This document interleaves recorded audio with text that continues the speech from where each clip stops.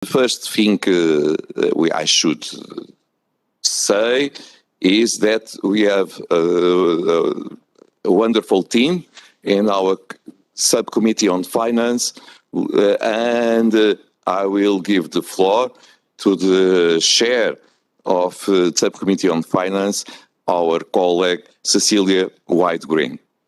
Welcome to our finance minister.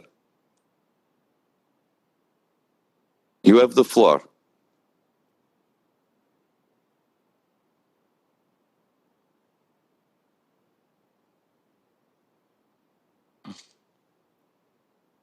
Secure. Multilateralism and international cooperation is needed more than ever. And we as members of parliament need to take responsibility.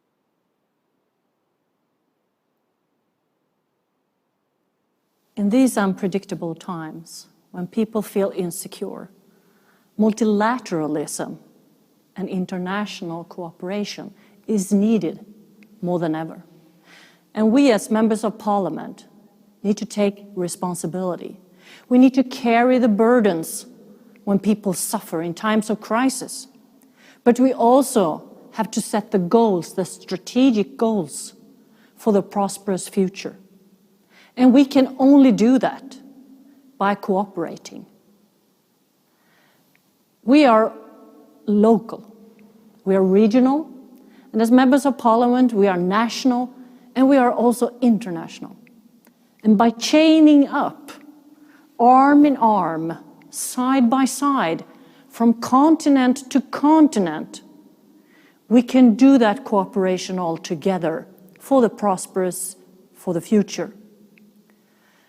But we have to use the successful tool, dialogue. That is the key for the future. And I see a window of opportunity when we come into the next phase of the pandemic. And that is, of course, to build back better for humanity and for the whole globe. And we as members of parliament can take that responsibility to use the tool, the successful tool of dialogue. Please use it.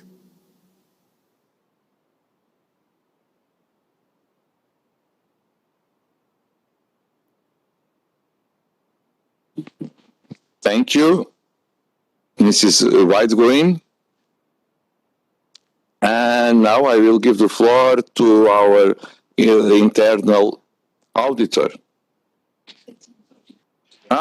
Yes, Mr. Andries Griefroy. Hi, how are you? Based on the mandate entrusted to me as an internal auditor of the Inter-Parliamentary Union, appointed at the 205th session of the Governing Council in Belgrade, I present my opinion on the IPU's financial report and audited financial statements for the year ended 31 December 2020. I have examined the documents presented and the opinion of the external auditor and have been provided with explanations by the Secretary General and his staff, as well as by the external auditor himself. Following my review, I wish to draw attention to the following matters. I take note that the external auditor expressed a positive, unqualified audit opinion that the financial statements for 2020 present fairly the financial position of the IPU and its closed pension fund as at 31 December 2020, and its financial performance and cash flows for the year in accordance with the International Public Sector Accounting Standard, what we call IPSAS. His audit report and the discussions we held with him confirm the accuracy and the quality of the financial statements. He has made two recommendations: to update the presentation of one of the notes of the financial statements and to continue adapting the IPU's risk assessment to the COVID-19 environment. Both of these recommendations have been welcomed and accepted by the management of the IPU, and all previous recommendations from prior years have been fully implemented. An independent actuarial appraisal of the IPU closed fund pension fund was carried out in conformity with the IPSAS requirement and was considered valid by the external auditor. The net assets of the IPU have increased due primarily to the savings in travel and meeting costs brought about by the pandemic travel restrictions in 2020. I note with satisfaction that the working capital fund of the IPU now stands at 96% of its target level. In conclusion, in my opinion, the final statements presented by the IPU give a good reflection of the IPU's financial position at 31 December 2020 and the financial performance during 2020, and comply with the highest available set of accounting standards. The financial management of the IPU has a strong foundation based on internal controls, and its financial position is healthy. Accordingly, the internal auditor recommends that the Governing Council approve the financial administration of the Inter-Parliamentary Union and the financial results for 2020. I should say, stay safe and stay healthy. Rainy greetings from Belgium.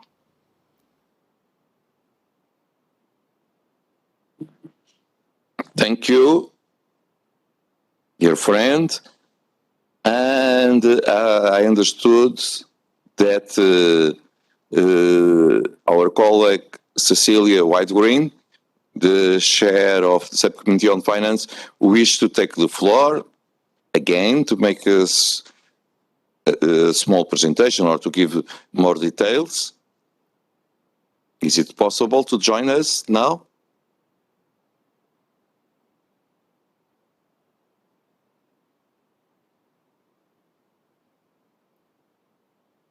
Okay, yeah, we are waiting.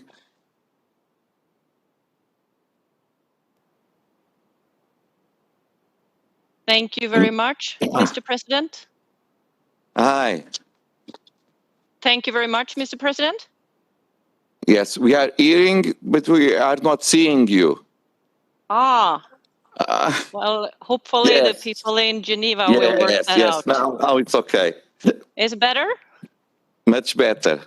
Thank you very much. Honorable members of the governing councils and fellow colleagues, in these unpredictable times, we as parliamentarians have a clear, important role. We need to use the effective tool of dialogue on platforms as the Inter-Parliamentary Union offers and set the strategic goals for our prosperous future. Because in days like this, when people suffer, we need to take the next step and show the way forward. Forward for more freedom, democracy, transparency, gender. Yes, all of that is needed to make multilateralism flower again. And we parliamentarians, we have a job to do, and we have to do that together. And as your chair of the Subcommittee on Finance within the IPU, I'm here to share with you the financial situation and to answer any questions there may be on the financial results for 2020 and the financial statements of the IPU. And fellow colleagues, just to start, a perfect match to the important tool of dialogue, especially in times of crisis, is of course the tool of good finances. And that, fellow colleagues, is what will make the IPU even more relevant, even more efficient and necessary for the years to come. And you and your parliaments, as the basis for IPU, continues to pay. Even though we are in times of crisis, you promptly pay your membership fee. And that is a commitment that we applaud. Still in times of global pandemic, you continue to prioritize the importance of multilateralism. And so far this year, more than 75% of you, of the 2021 contributions, have been paid by today. That is about the same as it is in any year, even though with no pandemic and no global crisis. And that's very good. Keep it up. The IPU needs you as much, and as many of you see the need of parliamentary multilateralism, we know you also need the IPU. And we have a handful of members that have a problem and difficult time to pay. All of them are treated individually, and to make sure we together make a payment plan for the future, because we are working towards the universal membership and we want you all with us. Like other organizations, the IPU should look at the impact of the pandemic and its receivables and financial commitments for members. The number of members in arrears of their assessed contributions has increased, and we have now 12 members that are currently on risk on potential suspension of their IPU membership rights later this year. And we make every effort to prevent this with support of the governing bodies, the geopolitical groups, and the Secretariat. And about voluntary funding, even though nations prioritize internal challenges and effects of the COVID-19, voluntary funding is stable within the IPU. And even so more, we have new countries, new partners that are coming to the IPU. And for that, we are glad. That makes it possible for our organization to level up the 8 strategic goals. And as you know, those 8 strategic goals is 75% of our budget that goes directly to that. And on top of that, the voluntary funding adds now up to even more prosperous, effective plans to reach those goals. And for the moment, there are a couple of trends that I would like to mention to you that funding are coming a little bit extra to. And the first one is climate change and the work for the SDGs. And the second one is gender equality. And those partners are getting more, and those are the focus areas for the voluntary funders that are joining the IPU now. Nearly from all geopolitical groups are there now countries or partners contributing extra with voluntary funding. And that is, of course, very welcoming, and we are glad for that. And this is also a window of opportunity for all of you to go back to your parliaments and make sure that they can save tax money. Yes, save tax money in investing in multilateral parliamentary work that the IPU every day effectively deliver. Yes, it is a way to save by investing in your future. Year 2020, a year of global COVID, made the IPU switch tools to reach out, to stay relevant, and to continue its important job. Less costs in travel, less costs in grants, operating resources because of postponements. A year of postponing, but yes, also a year to open up to new digital globally. And what we're doing this week is one of those new phases that we can see during a time like this. So on the same time, resources are saved. The IPU invested in digital democracy. And as you have noticed, there has been lots of interesting webinars, forums, dialogue to keep the work going to reach goals. And digitalization is not for free. It is very useful, of course, because everybody can join, but you also have to invest in the future to make it successful. And fellow colleagues, as your chair of the subcommittee on finance, I'm also pleased to report on you on the IPU's audit financial statements from last year. The IPU happily welcomed our new external auditors, the Office of the Controller and Audit General of India. With new clear eyes on the finances, we can be assured as members of parliament that the IPU financial statements are healthy.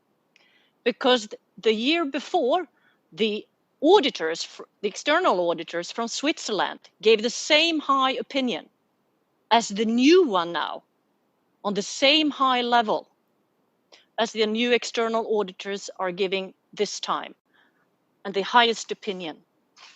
And as I quote the external auditors, the financial statements presently fair in all material respective, the financial position of the IPU as in the end of 2020, and its financial performance and cash flows for the year then ended in accordance with the IPSAS, which is the international standard. And that is the highest norm any public sector can be given. And the Indian auditor knows what he is comparing to, because the new Indian auditor is also auditing other international organizations. For instance, the Food Agriculture Organization and the World Health Organization.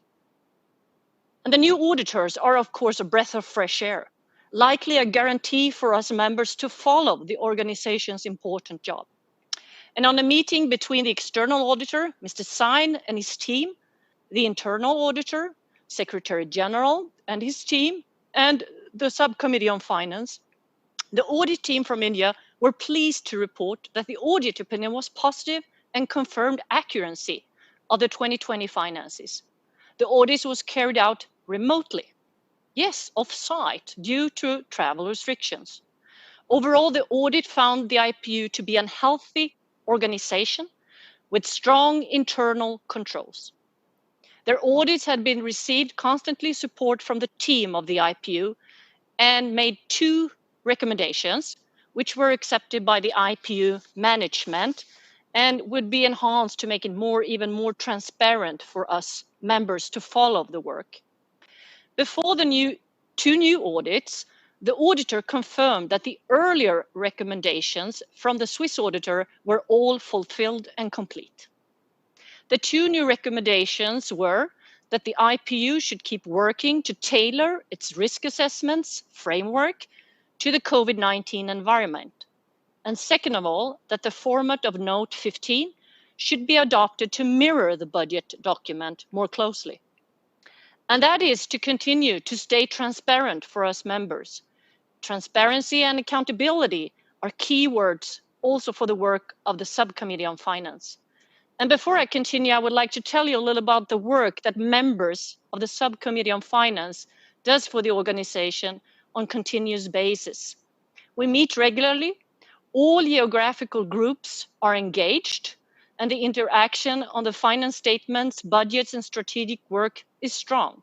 So thank you very much, colleagues, for keeping up that important work for the IPU on the highest efficiency for the future and all the inclusiveness that you all guarantee from all the geopolitical groups. And thank you also to the Executive Committee for letting us handle your recommendations, both historically wise and for the future.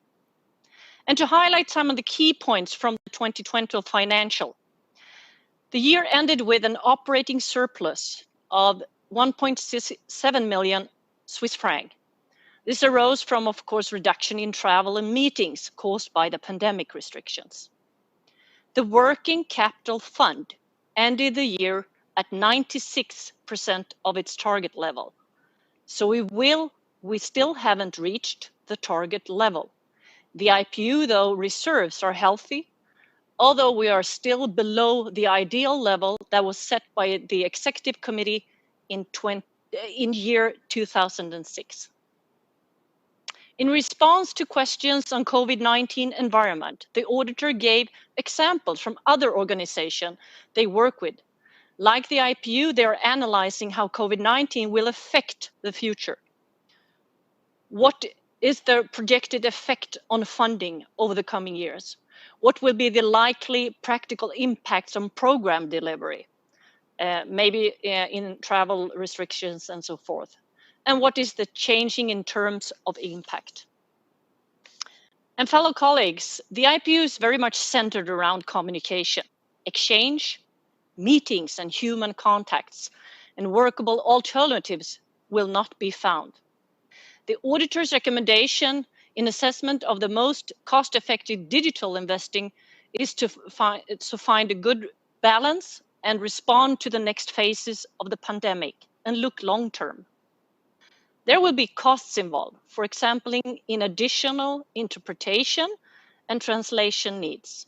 A hybrid setup may end up being even more expensive.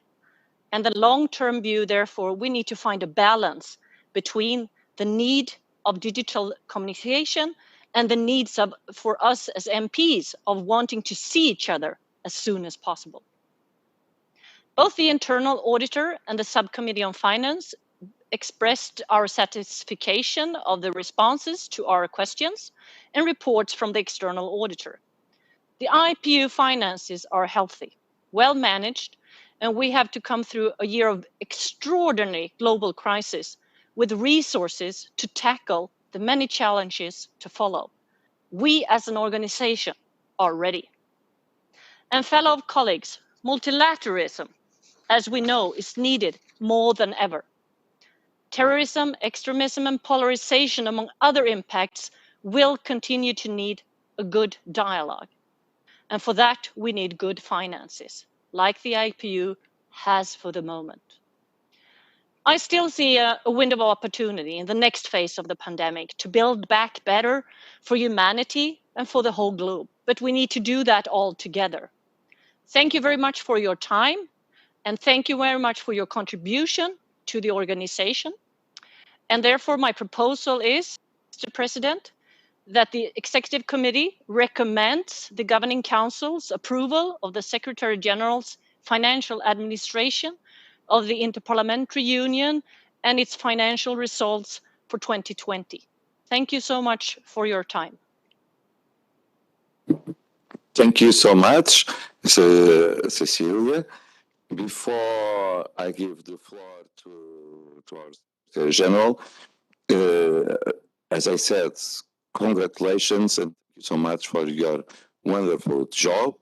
You as a chair, but all members of the subcommittee on finance, and also to the Secretary General and the staff of IPU, to the administrative and financial service, because as far as I remember, we have a surplus, and a surplus without rising the contributions from the countries, and also keeping the activity of IPU.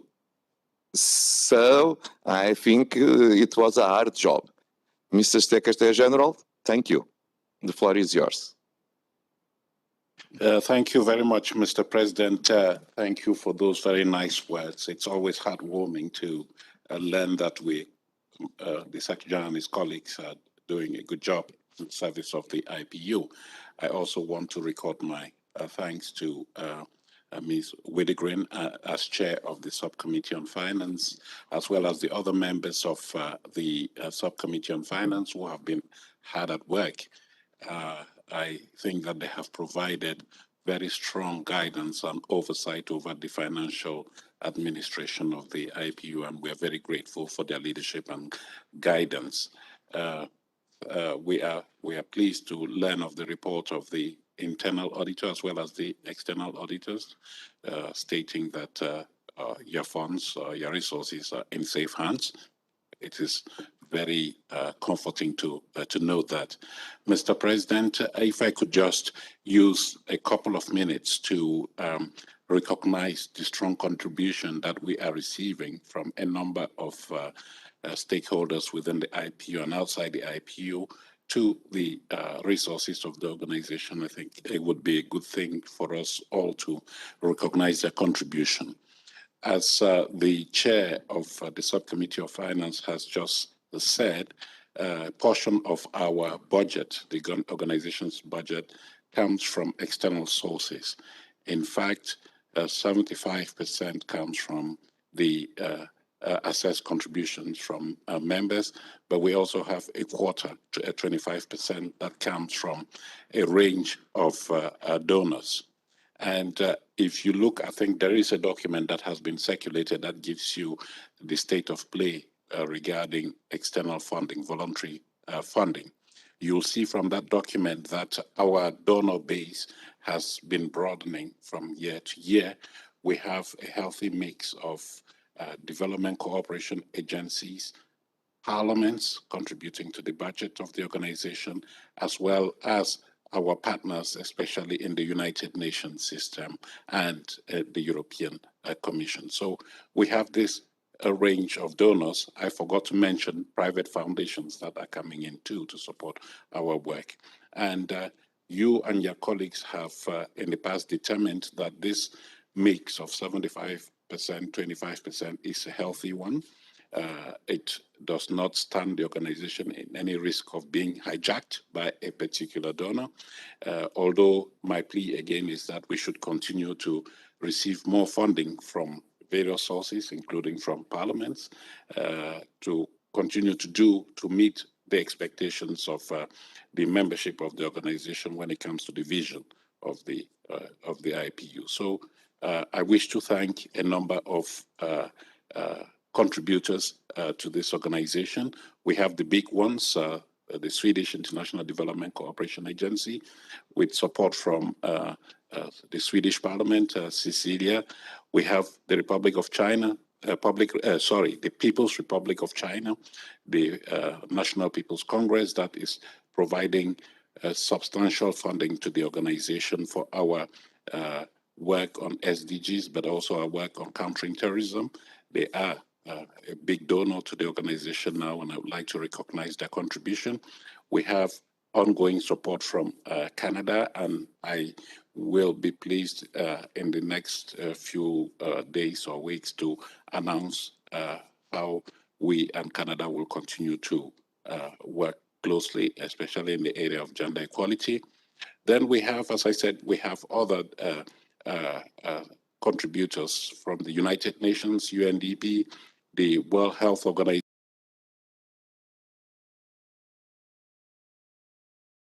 to do work in the area of health, the Partnership for Maternal, Newborn and Child Health, where we are working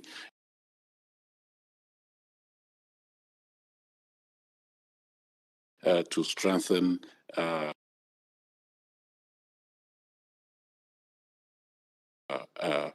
work health of young people and mothers. We have the Irish Aid that is providing resources for our gender equality work. So you have all these donors, but you also have individual members of parliament, member parliaments. We have China, as I already mentioned, the National People's Congress that is contributing heftily over the long term to the work that we do in countering terrorism and supporting the SDGs. But we also have other countries such as Angola that has been providing resources to us over the past several years, and those funds are being used to promote our work in the area of health.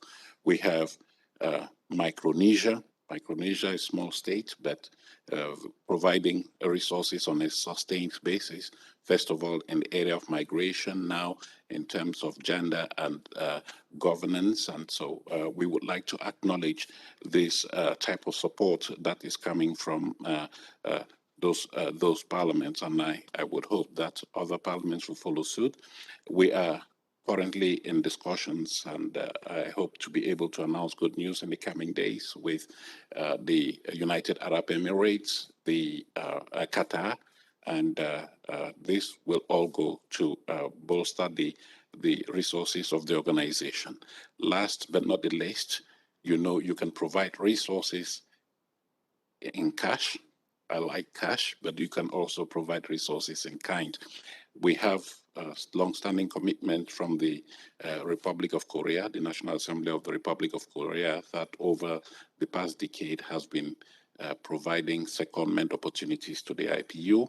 They have renewed that arrangement with a secondee taking up office last year in August for a period of 2 years to support our research work and also to learn how international organizations function. And the newest arrangement that we have concluded is with the Parliament of Austria that has now seconded a senior member of the Foreign Service at ambassadorial level, Ms. Brigitte Brenner, to work with us as our point person in the Vienna-based UN agency. So she will be working in that IPU outpost that I have created to support our work with the UN agencies in Vienna, with the resources being provided by the Austrian Parliament, not only in terms of the human resources, but also in terms of office space.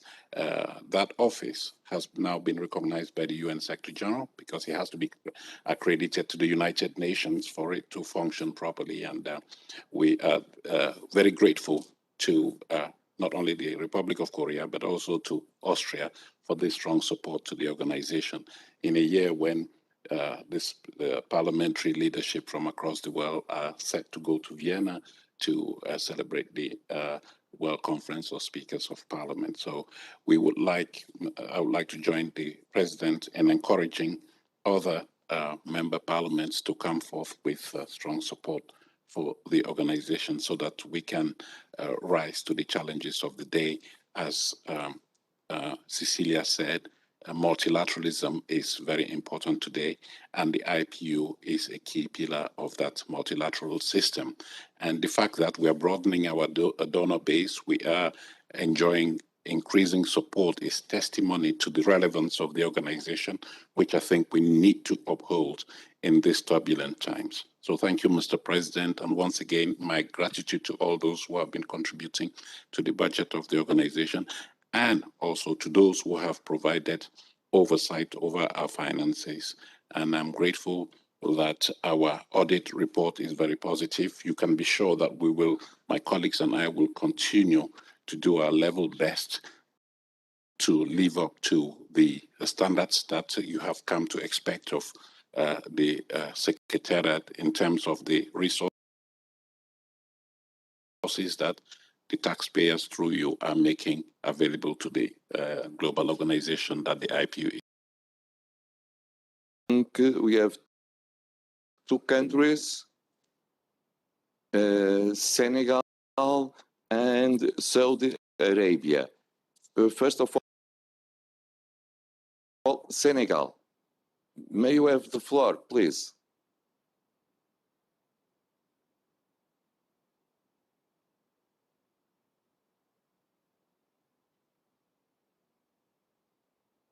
Chers collègues. Oui, bonjour, Monsieur le Président. Vous m'entendez? Yes, yes, we are hearing you.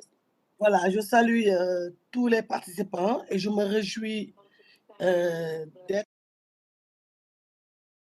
aujourd'hui, de pouvoir accéder à la plateforme parce que hier j'ai eu tous les problèmes. C'est la raison pour laquelle je ne m'étais pas connectée. Mais je vois qu'aujourd'hui, ça a été réglé. Monsieur le Président, vous me permettrez d'abord de remercier le secrétaire général et son équipe pour l'excellent travail qui illustre bien évidemment donc, le dévouement du secrétaire général à la cause de l'UIP, et ce, malgré le contexte actuel difficile, parce que nous sommes dans un contexte de Covid-19, un contexte particulièrement difficile pour tous les pays du monde. Cela nous rassure et nous conforte dans cette idée, l'idée que nous avons depuis le début, concernant donc le professionnalisme, mais également les aptitudes d'une si performante équipe qui est autour du secrétaire général. Donc nous ne pouvons que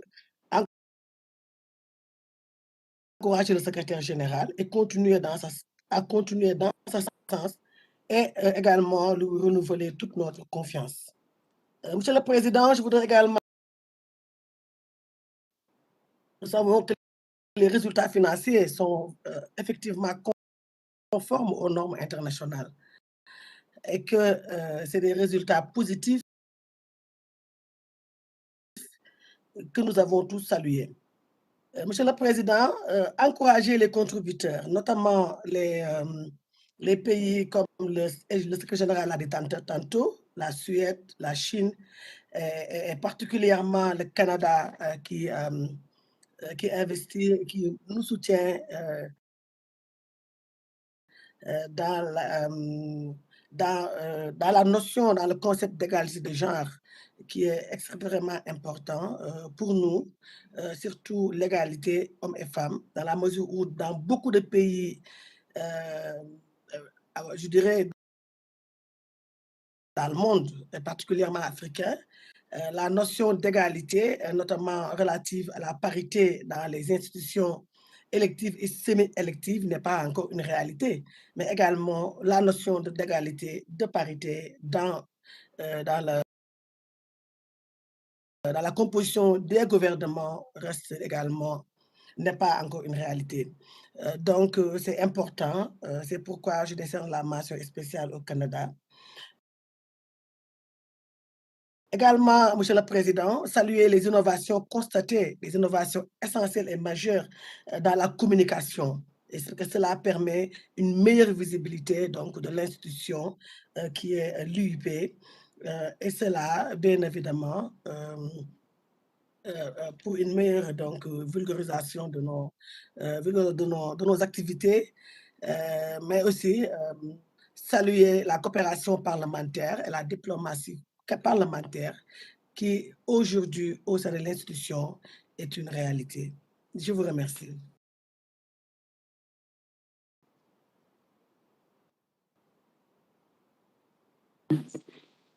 Thank you so much, dear colleague, for your words.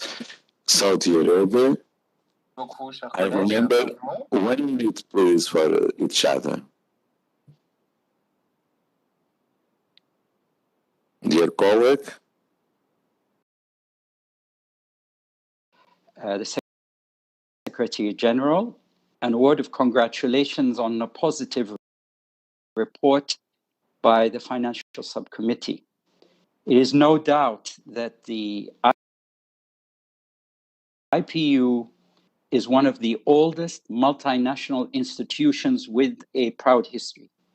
And it is at such times as we face today with a global pandemic that we most appreciate the importance of strong multilateral institutions to help us deal with humanity's challenges as a single family.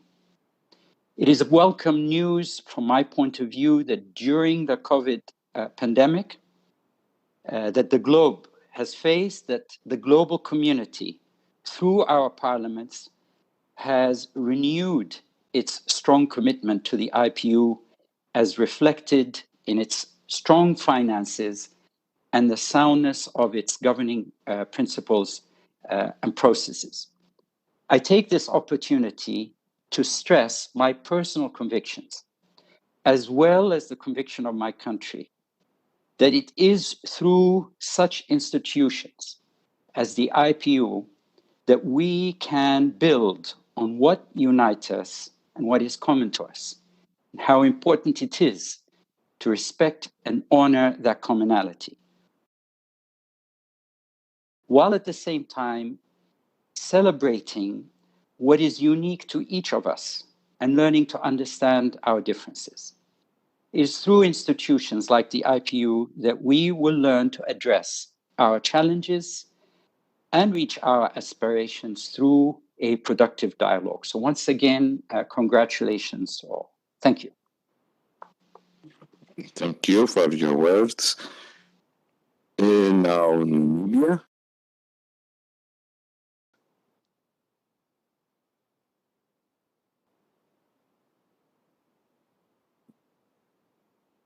Namibia is coming.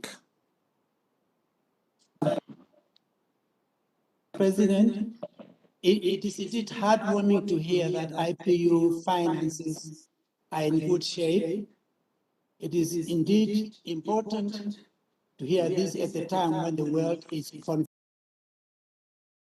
confronted by the COVID pandemic.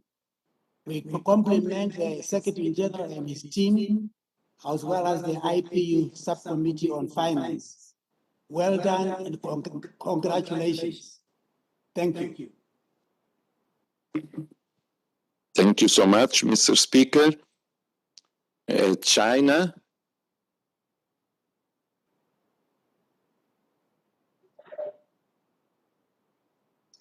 Thank you, Mr. President. And also John to congratulate Secretary General and his team for the excellent work. And also thanks for Madam Chair of a Subcommittee on Finance for her brief report. We all know the pandemic has brought great financial difficulties for many countries, but we're happy to see most of the members has paid their contributions to the IPU. As a responsible country and the largest contributor of a membership fee to the IPU, China has always strictly fulfilled our obligations on time and in full. Besides, China has up to now donated a total of $4 million to the IPU's parliamentary capacity building programs of the developing countries and counter-terrorism programs. We are pleased to note that the IPU is now in a healthy financial condition.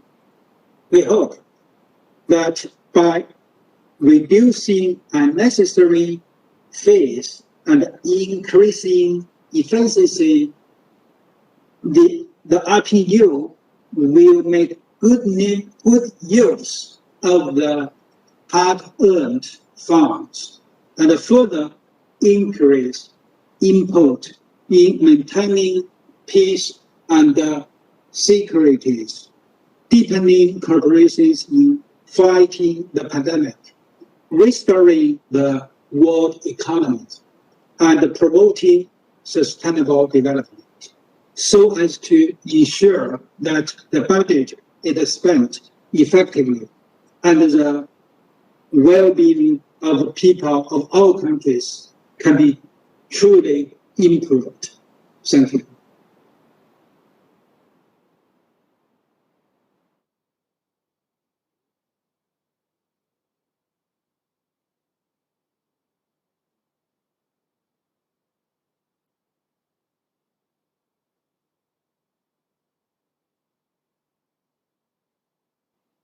Botswana is coming. We are waiting.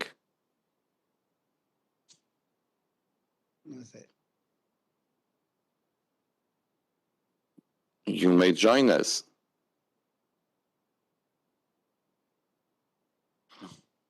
No?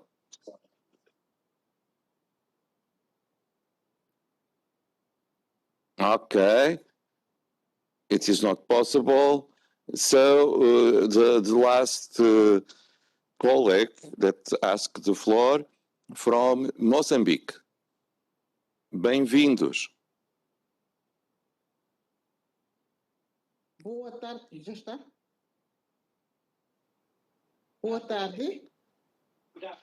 Boa tarde. Estão a ouvir? Yes. Boa tarde. Ok. O Parlamento moçambicano quer felicitar a forma exaustiva e clara como apresentaram o funcionamento financeiro, o uso das finanças na IUP.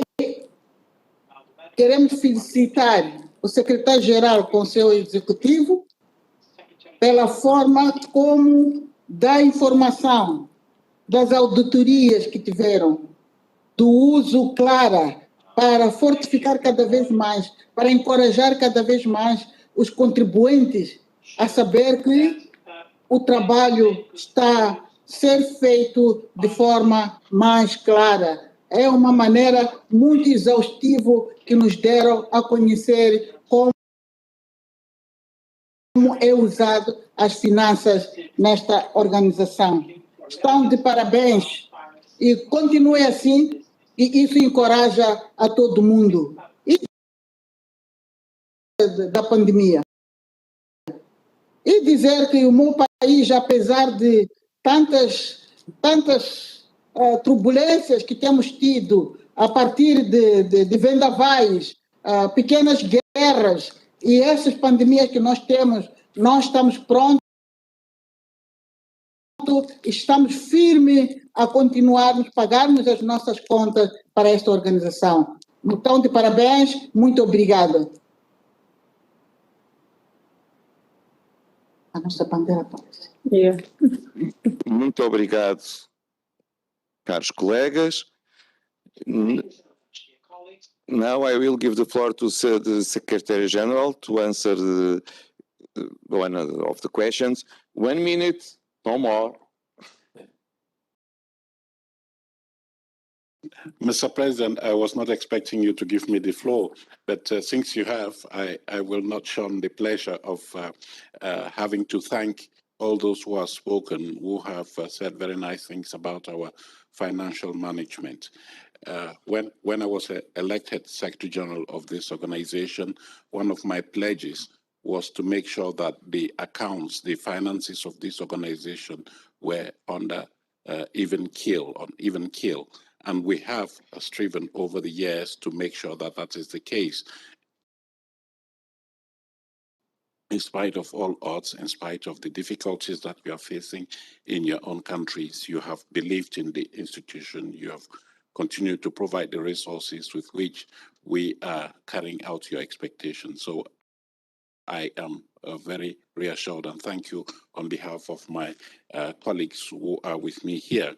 I am not the one who manages these accounts on a daily basis. It's Andre Lobes Willis and Ed Cooper from the Department of Support Services and other colleagues who are doing this on a day-to-day basis. And so I want to thank them too for their strong support. We can only commit to continuing to deliver such high-level services as you have come to expect. Thank you for your support and guidance. Thank you, Mr. Secretary General. Dear colleagues, so I think after you study the accounts, after you read the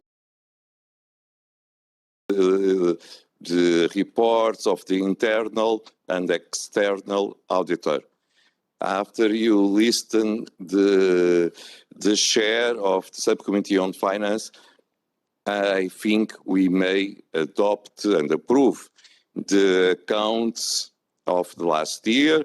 It means to approve the Secretary General's financial administration of the IPU for 2020.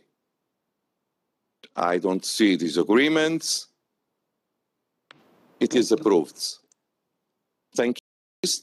Of the meetings in front of you, I understand that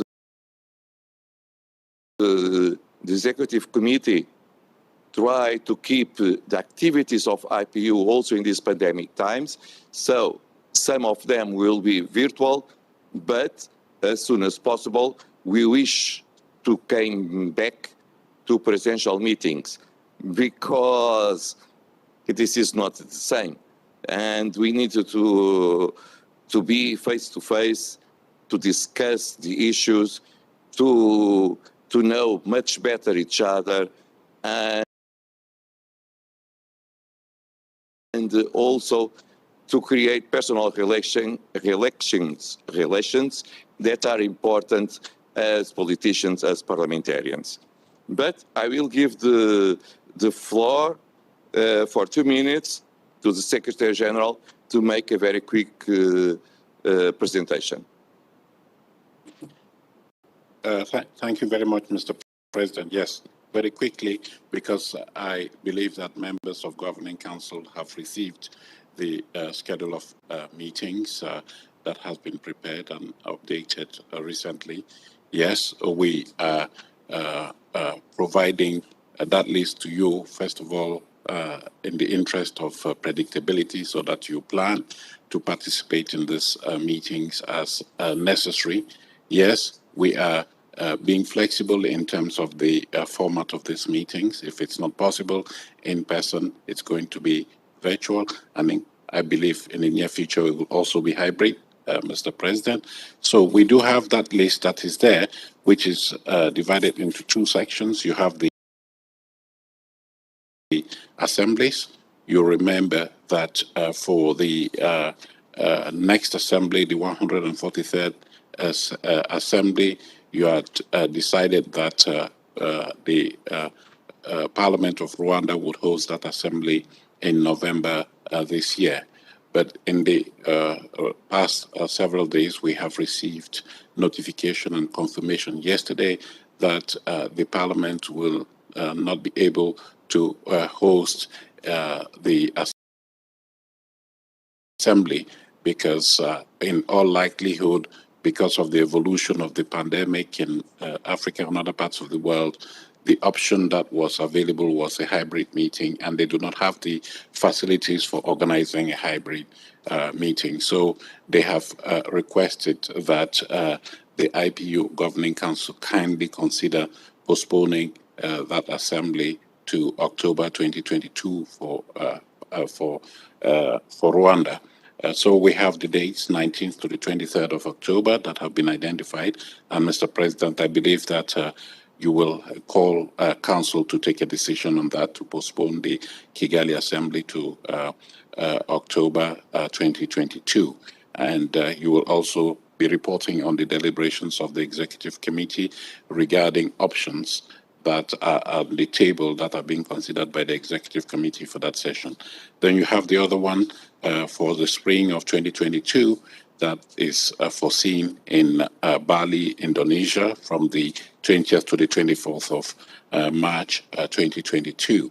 That one also, the Indonesian authorities have indicated that those are the ideal dates depending on the evolution of the pandemic. So we may wish to take note of that. You had already approved the holding of that assembly.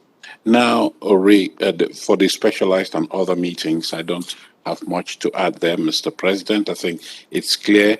You will see for each meeting, we give you the format, possible format, the dates for many of them. We tell you the title, then we also indicate whether approval is being sought from the Governing Council or whether it has been approved. So it's meant to be a comprehensive list for you.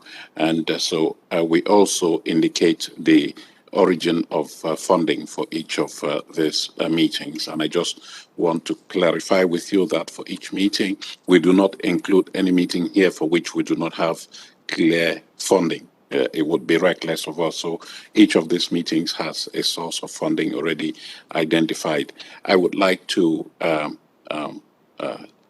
single out a meeting, a major conference that will be taking place next year in 2022. You may say it's early, but given the importance of that meeting, I just want to single it out for you because when you approved the World Conference on Intercultural and Interfaith Dialogue, last time you met, you did not have the venue for that meeting. You did not have the dates. But now we have the venue, St. Petersburg, from the 16th to the 18th of May 2022. It is meant to be a major conference that is mandated by the UN General Assembly, bringing together heads of state, speakers of parliament, as well as representatives of major religions or faiths, beliefs, to discuss peaceful coexistence between people of different cultures and different faiths. So it is a very important meeting. And of course, Mr. President, I do understand that you want to lay emphasis on the in-person speakers conference that will be taking place in Vienna later this year. So I believe that's all I have. I'm seeking Governing Council approval for those meetings that are indicated in there that require your approval so that we can go ahead and plan accordingly. Thank you very much.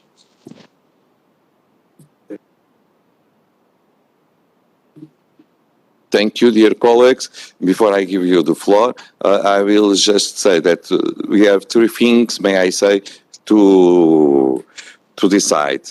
First, to postpone the assembly that will happen next November, not in Rwanda this year, but Rwanda next year, by proposal of the authorities of Rwanda, and so with their agreement.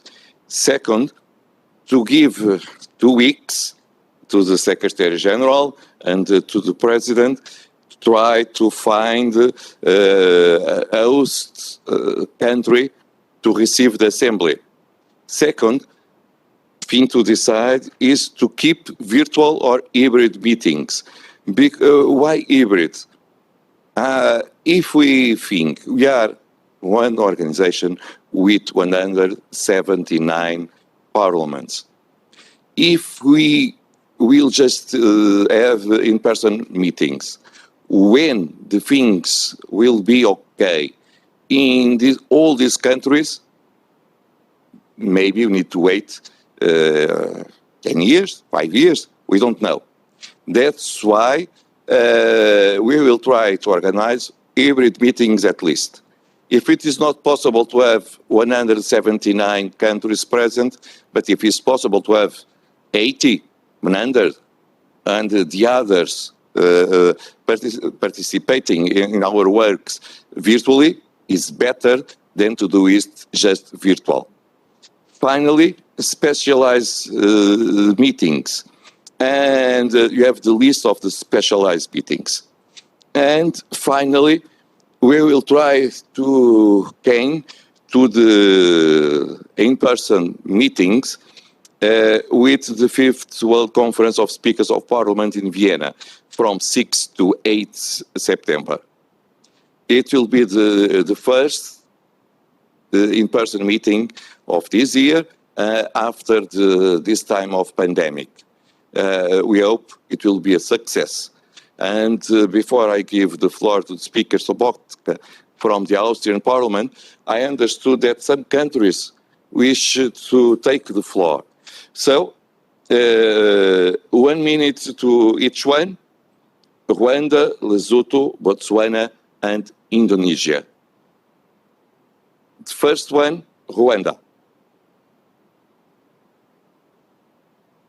Mr. President of IPU, Mr. Secretary General, dear colleagues, let me first of all thank you, Mr. President, for your yesterday brilliant presentation on your activities done within only 6 months since your election. With the support of the IPU Secretariat, you managed to achieve a lot in such time, despite the COVID-19 pandemic. Dear members, if you recall, the IPU assembly that would have taken place in Rwanda in October 2020 has been now postponed twice due to COVID-19 pandemic. Allow me to thank you if you approve the postponement of this assembly. Let me take this opportunity to let you know that Rwanda remains committed to receive you all next year if the Governing Council approves it. Stay healthy and safe so that we physically meet in Kigali in October 2022. Thank you so much. Thank you so much, dear colleague. Of course, we thank you also for because you are available to host our assembly. It will be a pleasure to all of us to come to your wonderful country and to meet in Kigali. We need just wait to have safety reasons to do the meeting. So, Botswana.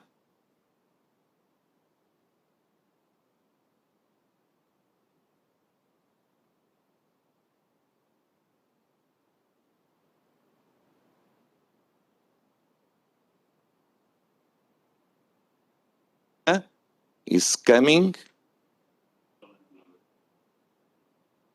Okay.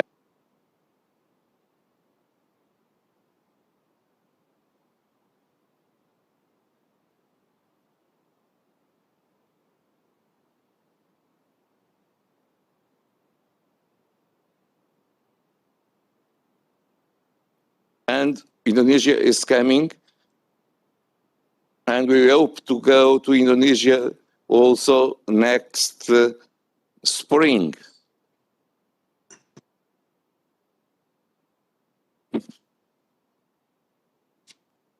Indonesia? Mm-hmm. Hi. Can you hear me? Yeah, sorry for there was an internet loss just now, but it's now working. Thank you, Mr. President, Mr. Secretary General. First of all, let me introduce myself. My name is Putri Komarudin, the representatives from the House of Representatives of Indonesia. I'm a member of the Inter-Parliamentary Cooperation and also House Commission 11, overseeing the finances and the financial, national development planning of Indonesia. And Indonesian delegation is of the view that hybrid meetings, offline and online, may be considered as one of the options for future interparliamentary meetings. And even though we can still discuss through online platform like what we are doing today, it would be much more effective, we think, if there is an interactive discussion in where parliamentarians can meet in person. As you have mentioned before, it feels really different in online meetings. And in the latter scenario, we surely have to consider the COVID-19 situations and see if the options were feasible. But Indonesia definitely support hybrid meetings to be held in our country next year in 2022. And hopefully vaccine distribution will be better by then, so we all can be meeting in person safely later. Thank you. Thank you, dear colleague.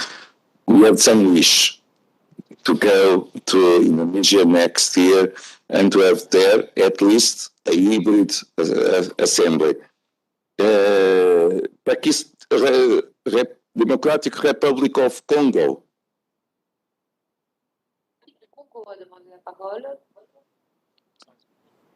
Vous avez la parole.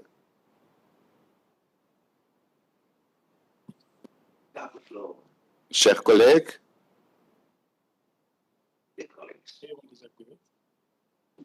Oui, merci beaucoup, Monsieur le Président. Nous avions demandé la parole, c'était pour intervenir sur les finances de notre organisation. Mais l'occasion faisant le larron, nous tenons à féliciter énormément le secrétaire général et toute son équipe qui a fait un travail de titan. Vous savez, en cette période de Covid-19, toutes les économies sont paralysées et grande est notre joie d'apprendre que notre institution se porte à merveille sur le plan financier. Mais pour la question sous débat, nous n'avons pas d'objection ni de proposition à faire. Merci beaucoup.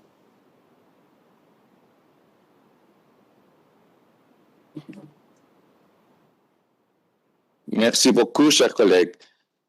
Now I will give the floor to our colleagues from Pakistan.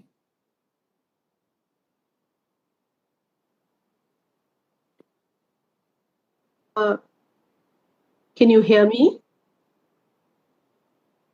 Okay, thank you. Thank you, Mr. President and Secretary General. I would also like to felicitate Mr. President, you on your election. I did not get an opportunity yesterday, and I'm very happy to see you conduct this session and look forward to working together for the rest of the tenure. I'd also, at the same time, like to congratulate all the newly elected colleagues and wish them all the best. At the same time, I wanted to comment on the views that you'd made regarding the future meetings. And I cannot agree more with what you said. I am myself a firm believer in the physical meetings and how politicians work, how we have to engage physically, how our bodily presence is extremely important to put our point across, to lobby for an issue, to convince our partners or to be convinced by them. So that environment is extremely important in the kind of work that we have. At the same time, we have challenges, and I cannot also ignore the challenges that of COVID. And like our honored colleague from Rwanda just explained the challenges in her country, I completely appreciate and I understand the challenging situation. For Pakistan, the challenge is no less, but at the same time, I would have to also agree with the option of hybrid meeting.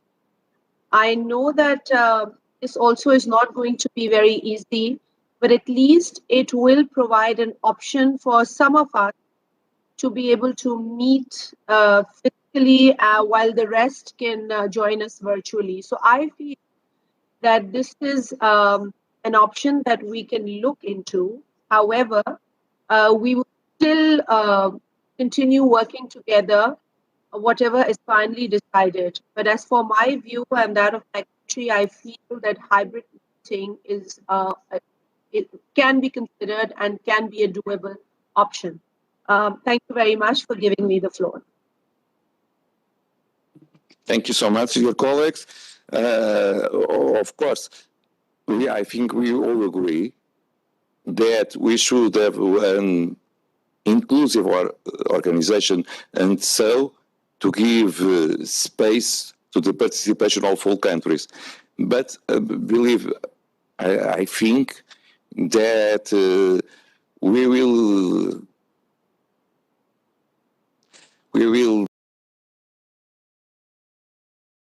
learn to work with this virus for a long time. And so it's not possible to wait until we control the situation.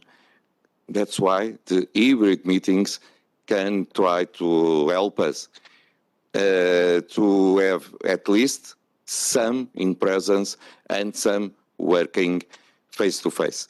That's why we will try to do it as soon as possible. Now I will give the floor to the Austrian colleague, and then we will see a statement from our friend, the Speaker of the Austrian Parliament. Mr. Loptaka, I think. Yeah, dear President, Welcome. Duarte, dear Secretary General, dear colleagues, we are really happy that we will have the first in-person meeting in these very difficult times here in Austria at the beginning of September. You know, infection level low in Austria. We have one of the lowest rates now in Europe, and we are absolutely sure that we can organize this meeting in a safe way. The vaccination program is events and so on. What I want to say is, I think personal exchange between the speakers of parliament from all over the world is very important in this time. And IPU showed that we can do a lot in a virtual way. But parliamentarians are people who want to look in the eyes of another one when we discuss, when we are fighting to find solutions. And I think this dialogue in a physical way can happen in September in Vienna. And my speaker will invite you, and we are happy as the host country that we can do it together with Inter-Parliamentary Union and also with the support of the United Nations in Vienna. So I hope that many of you will have the chance and will use the chance to come in September to Vienna. And thank you very much for the support of the Secretariat after the virtual meeting last August. We started 1 year before with the preparation, and we are absolutely sure that we will have a big gathering in September. Thank you.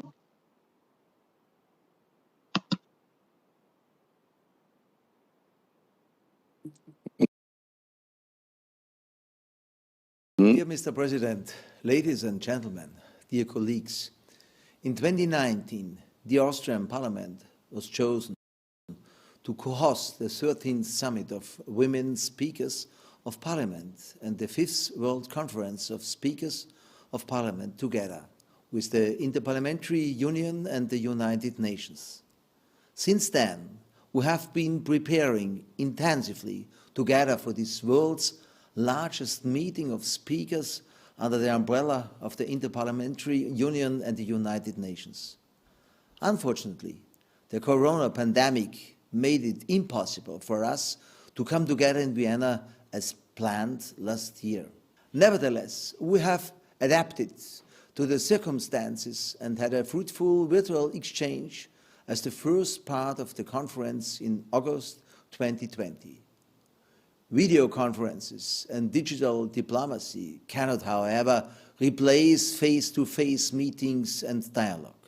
Therefore, it is a big pleasure and a great honor for me to invite speakers and their delegations from all over the world to Vienna for the second part of the 13th Summit of Women Speakers and the 5th World Conference from the 6th to the 8th of September 2021.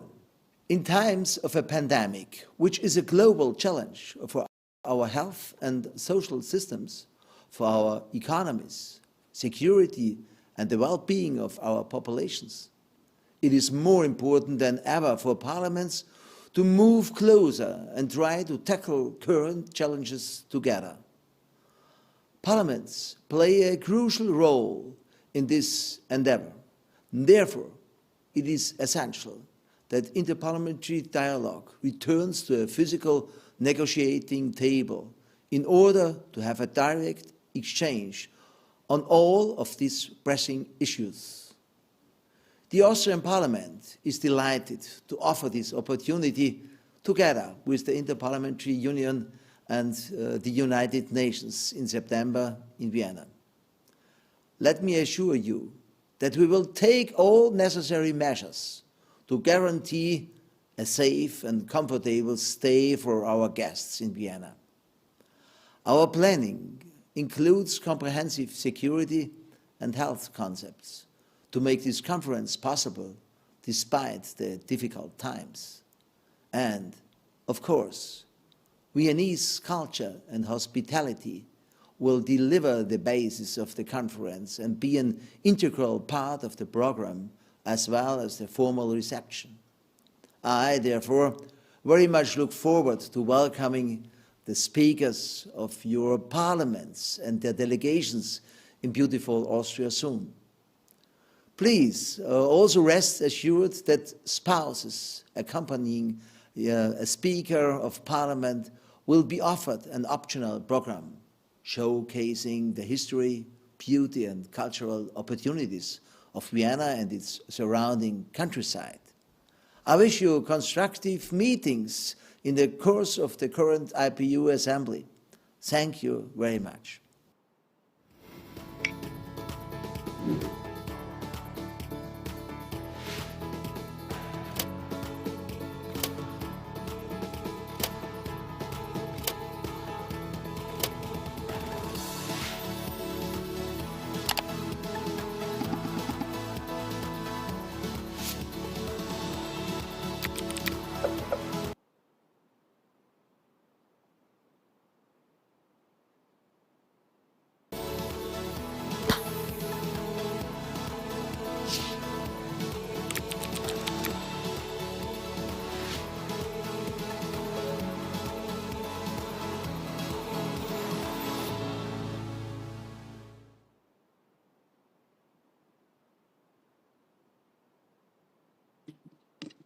Dear colleagues, Thank you so much to our friends from the Austrian Parliament. We know how much you invest to achieve the success of this in-person meeting. And I think that we all should give an answer to you, an answer going to the meeting and to achieve together the success of this speakers conference in Vienna next September. Now I will invite the Governing Council to approve the list of future IPU meetings. No one is against? Approved. Dear colleagues, to the point 10 of our agenda, item number 10, the creation of the IPU Creamer Passy Prize. Just a small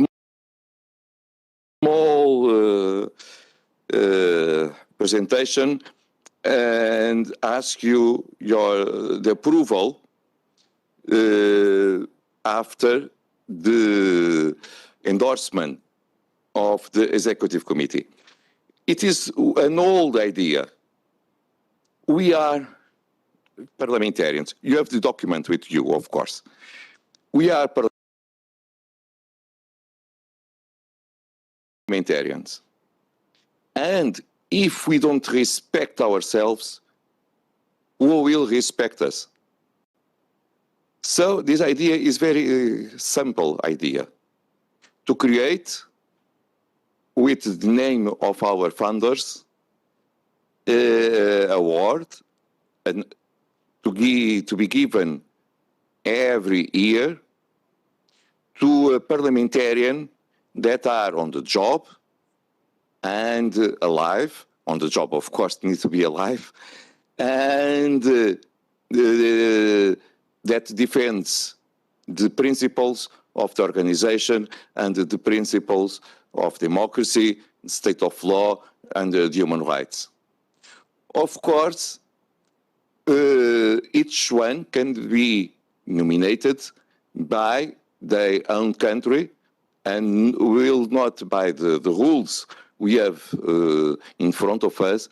It will not be possible for my country to appoint someone from other country. We should respect each one evaluation of the personality. And after it, they will present it to the geopolitical group, and with the endorsement of the geopolitical group, it will come to a committee that will decide who will receive this award. The suggestion is to this, may I say, selection board will be composed by the last former presidents of IPU. This way also, we will give importance and we will call them to keep working with IPU. And if we decided one day that they have the competence and the credibility to lead the organization, why not to use all of their knowledge in this board? And of course, all geopolitical groups should be represented in this selection board. If a geopolitical group do not have a former president of IPU, this geopolitical group can nominate a former Speaker of Parliament to the board. And so we have always in this board that will choose the winner, all geopolitical groups represented. And after the nomination, after the final choose, the winner will be invited to come to the second assembly of each year to receive the award in presence of all of us and to address the assembly. This way we will give more visibility to the work of parliamentarians.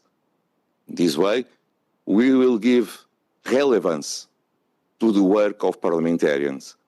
This way we will try to give also more and more encouragement, may I say, to others to do better in their own parliaments, because one day they can be nominated and chosen to receive this award. This is what we approve at the Executive Committee, and I will ask if someone wishes to take the floor on this issue, and after it we will decide. Hungary. Nekünk adták meg a szót. Új. Kellene némítest feloldani.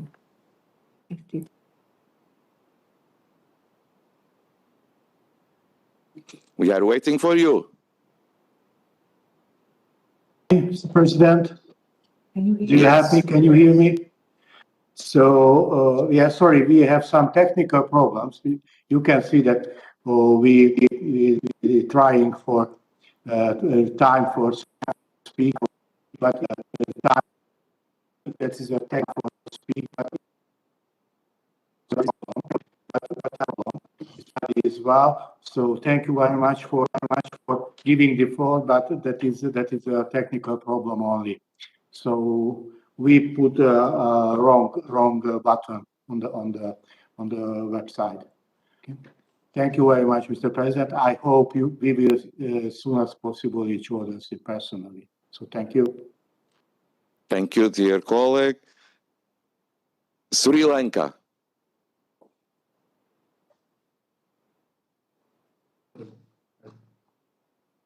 Good evening. I would like to take this opportunity to wish all the new delegates who have elected yesterday. At the same time, I must say, as a youngest Colombo District parliamentarian from Sri Lanka, the IPU ever tries to uphold, increase the value of young parliamentarians, the adverse weather, and at the same time, we have this COVID-19 pandemic.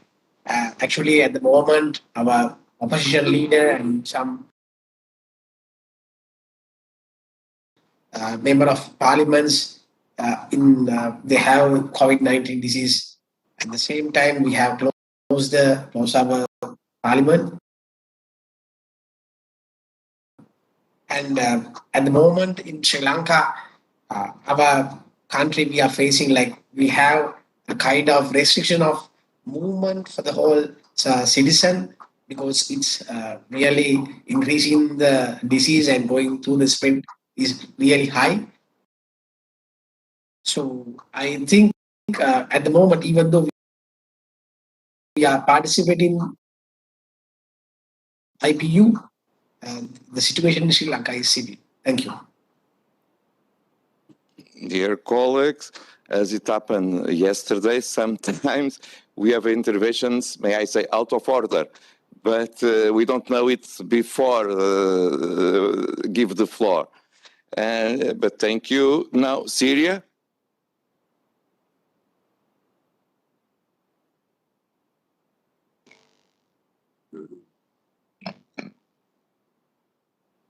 هل تسمعني؟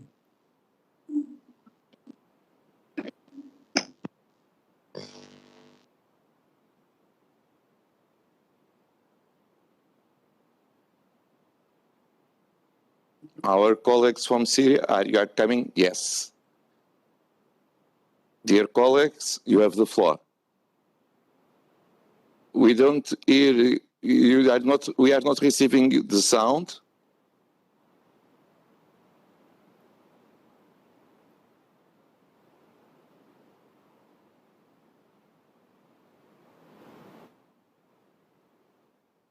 Sorry, just a few seconds. Try to have sound from your colleagues, from our colleagues.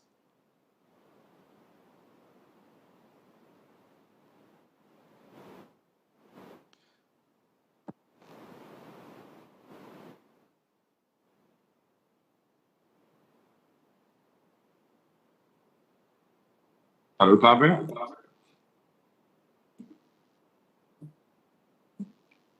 شكرا. فيما يتعلق في موضوع إنشاء جائزة كريمر باسي، نحن لدينا في الاتحاد البرلماني الدولي حوالي 170 دولة يمثلون حوالي 6.5 مليار نسمة من سكان العالم. لذلك نقترح أن تكون الجائزة، عدد الجوائز هي على الأقل 3 جوائز مقسمة مقدمة من قبل البرلمانات الترشيحات بدلا من جائزة واحدة. وشكرا.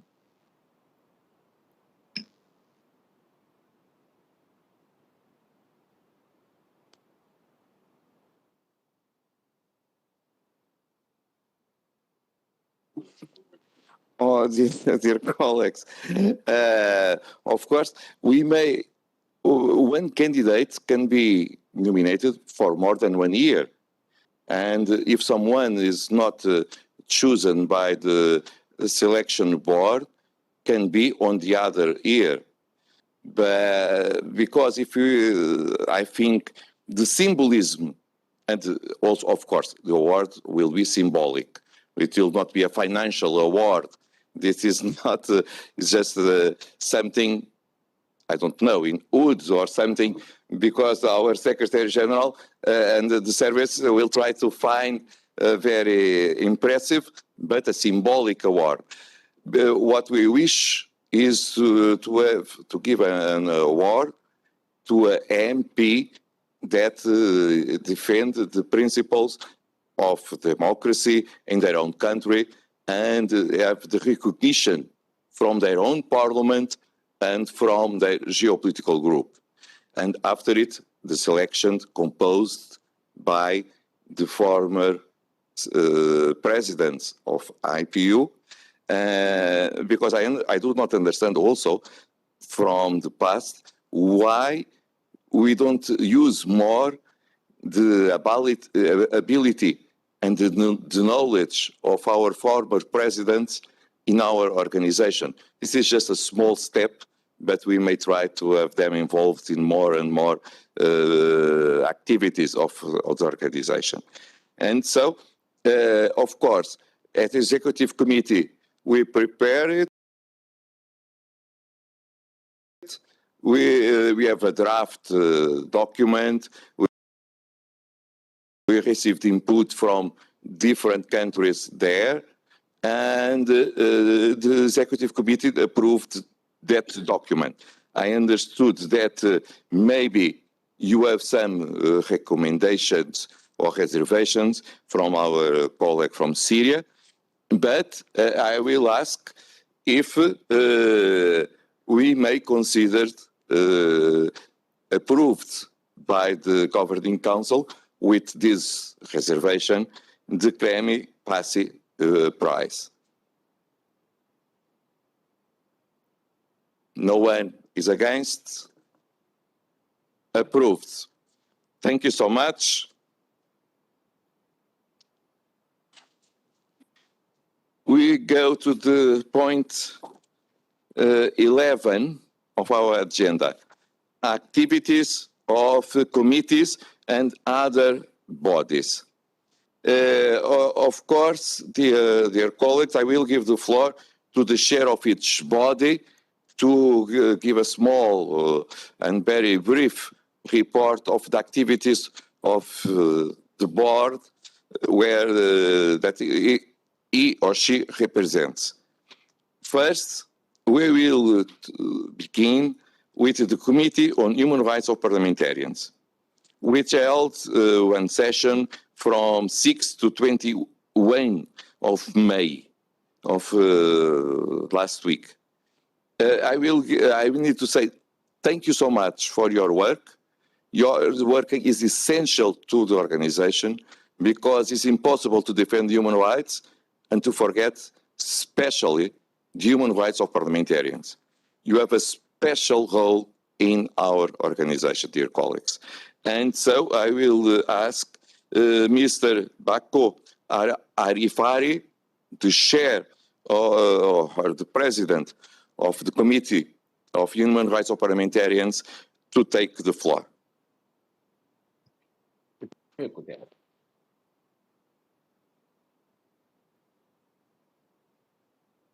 Je vous remercie, Monsieur le Président. Au nom du Comité des droits de l'homme des parlementaires, donc je voudrais vous présenter le rapport de notre 165e session.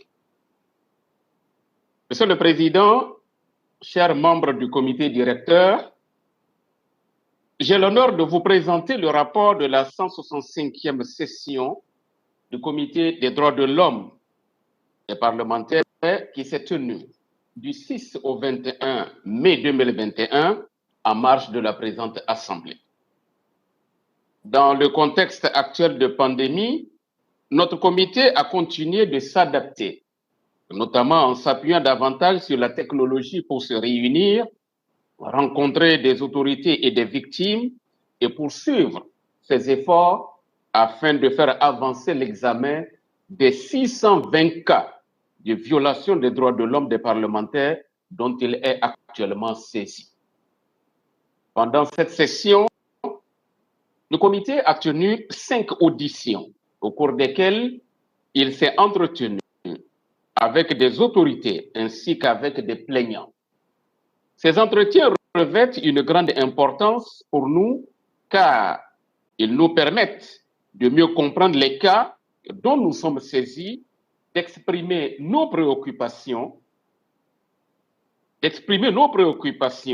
de procéder à des échanges de vues et de favoriser un dialogue pour parvenir à des solutions satisfaisantes et conformes aux normes relatives aux droits de l'homme. Je tiens donc à remercier tous ceux et toutes celles qui ont pris le temps de répondre à l'invitation du comité par visioconférence.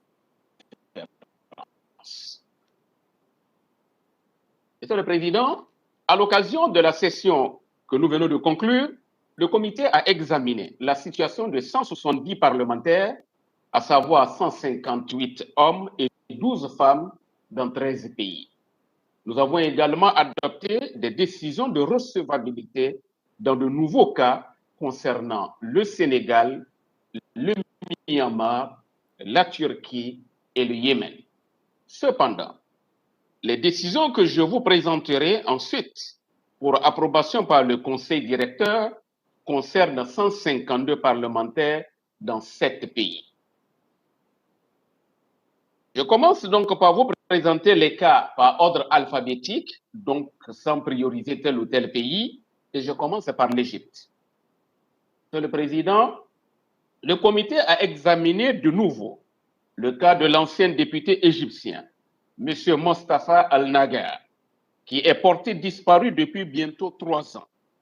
Le comité regrette profondément le manque de coopération des autorités parlementaires égyptiennes qui n'ont pas fourni d'informations sur ce cas en dépit des nombreuses demandes qui lui ont été adressées et malgré leur volonté initiale de collaborer avec le comité. À ce jour, aucune enquête ne semble avoir été ouverte sur la disparition de M. Al-Nagar, qui, je le rappelle, a été condamné à 3 ans de prison pour avoir exprimé son opinion au sein du Parlement et qui n'a pas purgé sa peine de peur de ce qui aurait pu lui arriver en détention. Nous appelons donc l'État égyptien à prendre la disparition de M. Al-Nagar au sérieux, même si les autorités considèrent que l'ancien député est un fugitif.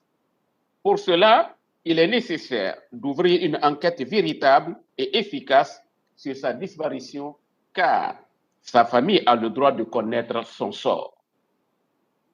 Un autre pays dont nous avons examiné des cas concerne la Libye. En effet, le 17 juillet 2019, Madame Seham Sergiwa, membre de la Chambre des représentants de la Libye, a été brutalement enlevé à son domicile à titre de représailles pour ses prises de position politiques. Le comité demeure atterré par cet acte de violence contre une députée dont le sort demeure à ce jour inconnu malgré l'existence de nombreuses indications sur l'identité de ses ravisseurs. Le comité appelle de nouveau les autorités libyennes à divulguer les conclusions du rapport d'enquête qu'aurait produit le ministère de l'Intérieur et à les communiquer en premier lieu à la famille de Mme Sergiwa et à fournir des clarifications sur l'état actuel du dossier. Le comité appelle également les autorités libyennes à veiller à ce que l'enlèvement de Mme Sergiwa ne demeure pas impuni et à déployer tous les moyens nécessaires pour la retrouver tout en tenant responsables les auteurs de ces crimes. Au Myanmar, le comité a examiné à nouveau le cas du Myanmar où la situation des droits de l'homme continue de s'aggraver et qui concerne désormais 50 parlementaires. Nous sommes profondément préoccupés par les nouvelles allégations selon lesquelles de nombreux parlementaires élus sont actuellement détenus au secret, que plusieurs d'entre eux sont incarcérés dans des prisons où ils seraient soumis à la torture et détenus dans des conditions inhumaines, tandis que d'autres seraient jugés en secret. Nous dénonçons le recours à la force pour empêcher le Parlement du Myanmar de prendre ses fonctions à partir du 1er février 2021 et l'engagement de poursuites contre ceux qui sont déterminés à exercer le mandat parlementaire qui leur a été confié par le peuple birman. Le comité exhorte les autorités militaires à libérer immédiatement et sans condition tous les parlementaires actuellement détenus ou assignés à résidence et les appelle à respecter les droits de l'homme de tous les parlementaires élus en novembre 2020. Le comité demande au Parlement membre de l'Union interparlementaire de mener des actions concrètes pour que soient respectés les principes démocratiques au Myanmar et les invite instamment à manifester leur solidarité avec leurs collègues. Sur les Philippines, je voudrais vous présenter la situation de deux parlementaires. Il y a tout d'abord celle de la sénatrice Leila de Lima, fervente militante des droits de l'homme, qui a déjà passé plus de 4 ans en détention sans qu'aucune preuve sérieuse n'ait été présentée contre elle. En fait, il existe de sérieuses indications que les mesures contre la sénatrice de Lima trouvent leur origine dans son opposition farouche à la manière dont le président Duterte fait la guerre à la drogue. Le comité demande aux autorités, une fois de plus, de libérer la sénatrice de Lima et d'abandonner immédiatement les poursuites intentées contre elle. Ici, là, nous appelons les autorités philippines à tout faire pour que la sénatrice de Lima puisse bénéficier du système de téléconférence et ainsi participer directement aux travaux du Sénat.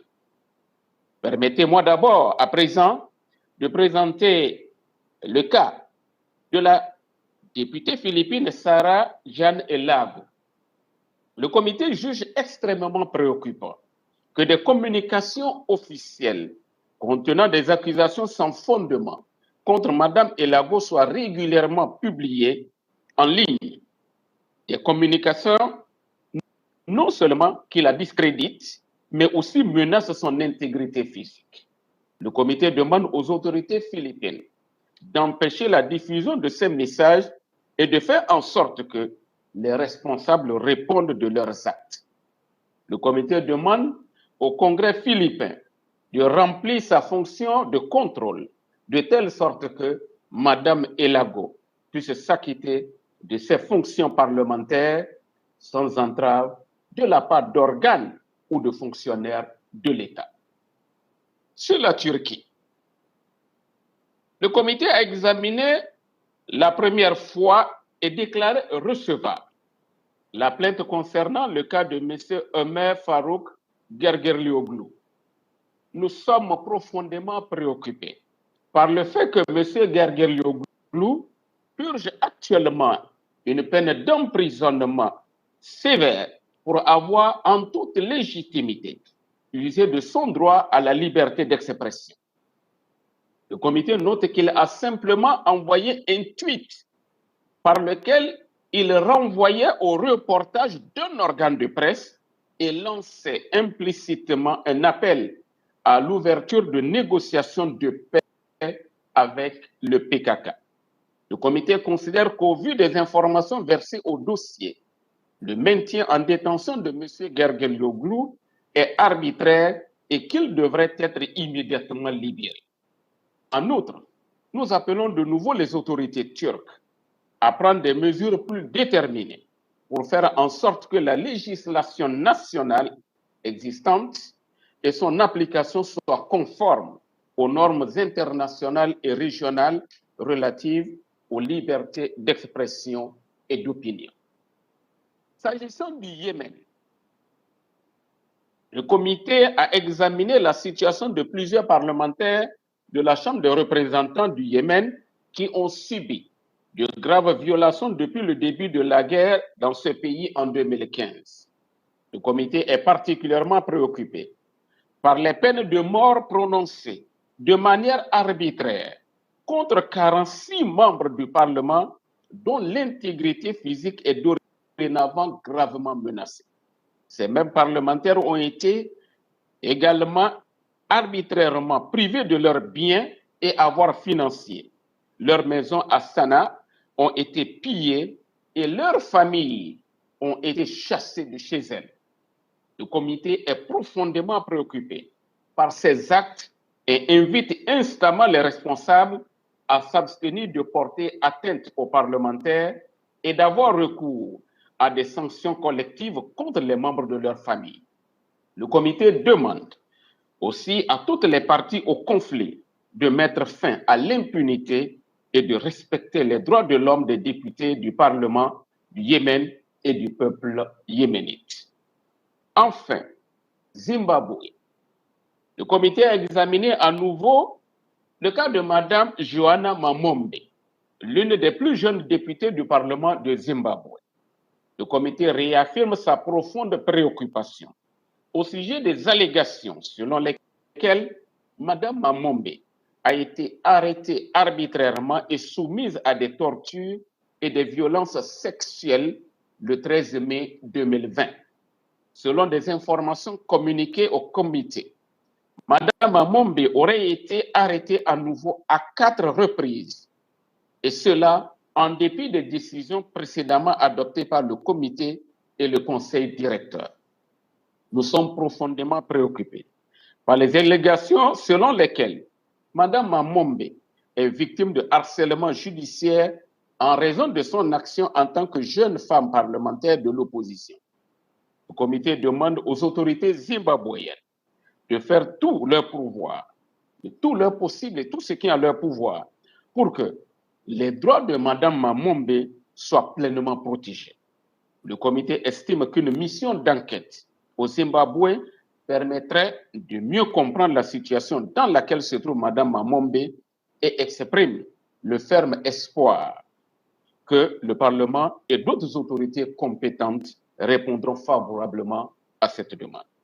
Monsieur le Président et chers collègues, nous sommes conscients que les membres de l'Union interparlementaire prennent très à cœur la défense des droits des parlementaires et que vous menez des actions concrètes de solidarité parlementaire.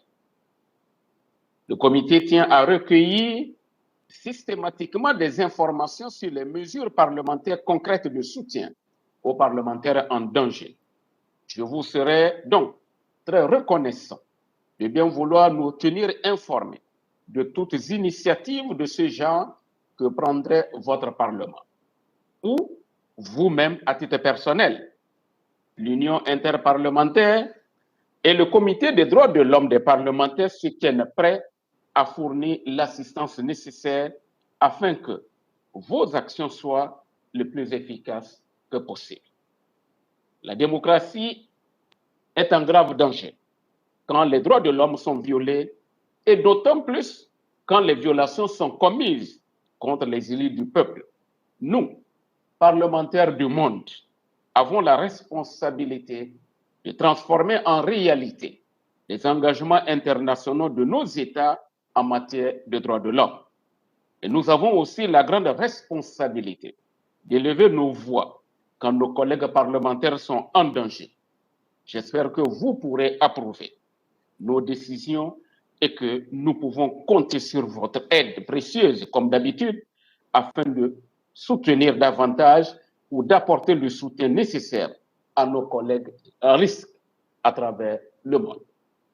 Je profite donc de l'occasion pour vous informer que l'intégralité des décisions du comité sur les différents cas est disponible sur le site de l'Union interparlementaire réservé aux délégués depuis le 21 mai 2021. Monsieur le Président, chers collègues, je vous remercie de votre aimable attention. J'espère que vous avez des questions ou des préoccupations. Nous sommes disposés donc à répondre à vos questions. Je vous remercie.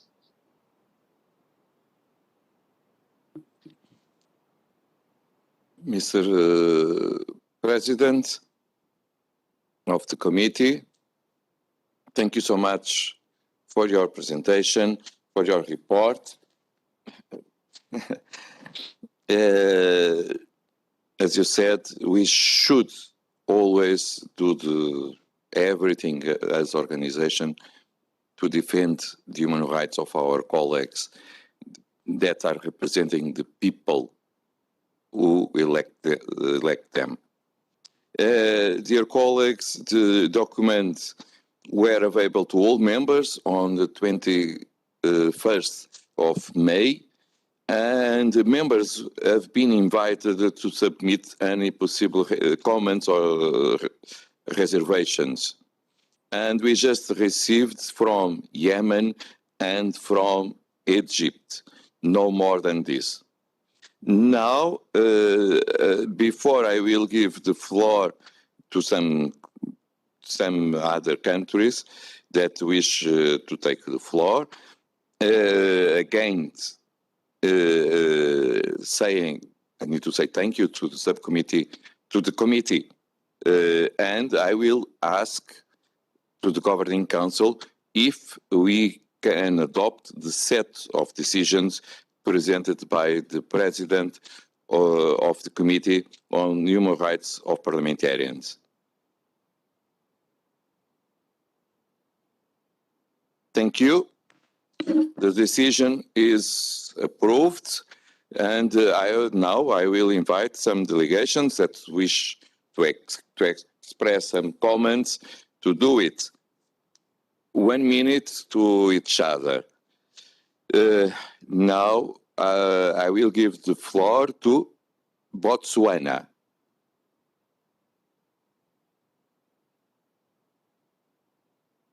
Thank you. Can 1 you hear minute, me, please. Mr. President? Yes, madam. 1 minute. Thank you, Mr. President. Thank you, the Secretariat. Mr. President, let me thank heartily the chairperson of the Committee on Human Rights for Parliamentarians. I think that was a sobering report that he gave. And like you said, Mr. President, this committee is very core to the existence of parliaments around the world. And I will plead that they be given the maximum support, that these human rights violations be escalated to the highest body so that, they can, succeed in the work, in this very important work that they are doing. And they are doing a great job. And from the reports received, I just hope that in all parliaments, such deeds, such human rights violations can be reported so that we can actually have an impact as parliaments in our own country to ensure that these atrocities or violations, people that are responsible are taken to task. I thank you very much, Mr. Chairman. Please continue the good work. Thank you. Thank you so much, dear colleague. Nigeria.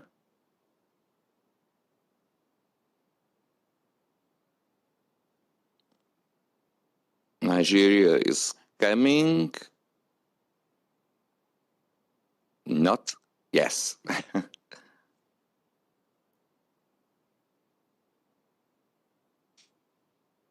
Please, you have the floor. Dear colleagues from Nigeria.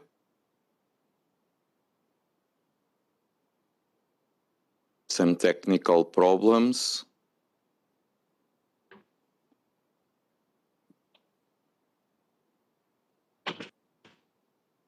Okay, we got finally.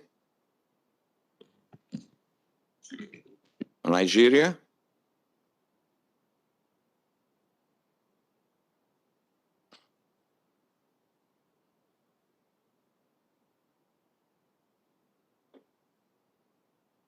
If that is not possible now, we can go to Turkey, and later maybe we came back to Nigeria. So Turkey, 1 minute, please. All right. You're able to hear me, right? Okay, wonderful. Of course, we always say, I'll reiterate the fact that we value the work of the committee, and I personally value the work of committee very much. The first time I heard of the existence of the Committee of Human Rights of Parliamentarians was before I could even dream of being a member of parliament, because they followed the case of my sister, but that was a long time ago. So I understand the importance of the work, value the work, but as far as the 64 cases against Turkey in front of the committee, this is brought by one party, one opposition party, where 5 parties represented in the as the Turkish IPU group. Opposition is the majority in our group, and one particular party, our second opposition party, HDP members of parliament, have the complaints again. Of course, I won't go to the details, but my concern has always been, continues to be, the fact that these cases have basically paralyzed the work of the committee, and they are being used for political leverage in the international community. I just wanted to state that, and we will continue giving as much information as possible. We value the work of the committee, but there are 12 parties represented in the Grand National Assembly of Turkey, and we have our responsibilities as member of parliament, as the distinguished head of the committee mentioned, but a member of parliament doesn't have a right also to abuse the power of being a member of parliament for terrorist propaganda.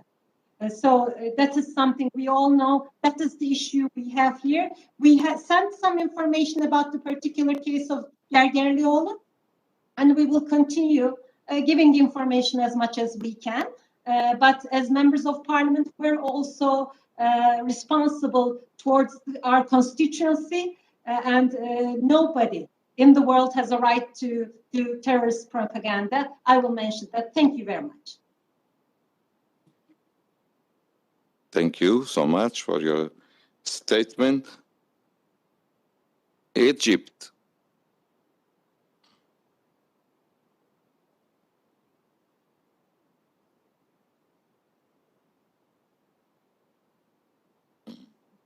شكرا سيادة الرئيس. شكرا. شكرا سيادة الأمين على كل المجهود اللي حضراتكم بتقدموه، وتحياتي لكل أعضاء اتحاد البرلمان الدولي. في الحقيقة أنا برفض التقرير الذي قدم من قبل لجنة حقوق الإنسان الخاص بالجزئية بمصر، لأن في الحقيقة مصر بتحترم الآخر المختلف، تحترم الديمقراطية. هناك تنوع للقوى السياسية والمعارضة في مصر. ما عندناش سجون للاعتقالات، وممكن أي لجان لحقوق الإنسان في العالم تتحقق من كده. البرلمان به قوى سياسية عديدة مختلفة، قوى معارضة طبعا. والقضية التي تحدث عنها رئيس لجنة حقوق الإنسان في الحقيقة هي قضية جنائية وليس اعتقال للرأي. وإحنا دستوريا الدستور المصري بينص على حرية الرأي تحت قبة البرلمان، واللي مقبوض عليهم هو متاخدين في قضايا جنائية وليس قضايا سياسية. أما الخطاب الذي قامت به الأمانة العامة لاتحاد البرلمان الدولي لمجلس النواب في مصر، في الحقيقة تم الرد عليه بصورة مفصلة، وممكن لسيادة الأمين العام أن يشارك هذا الرأي للجنة حقوق الإنسان حتى يتعرفوا على كل التفاصيل بصورة كبيرة وصورة صغيرة. وفي النهاية خالص تقديري وتحياتي وأن تروا الصورة الجديدة في مصر الآن. أشكركم، خالص تحياتي ومودتي.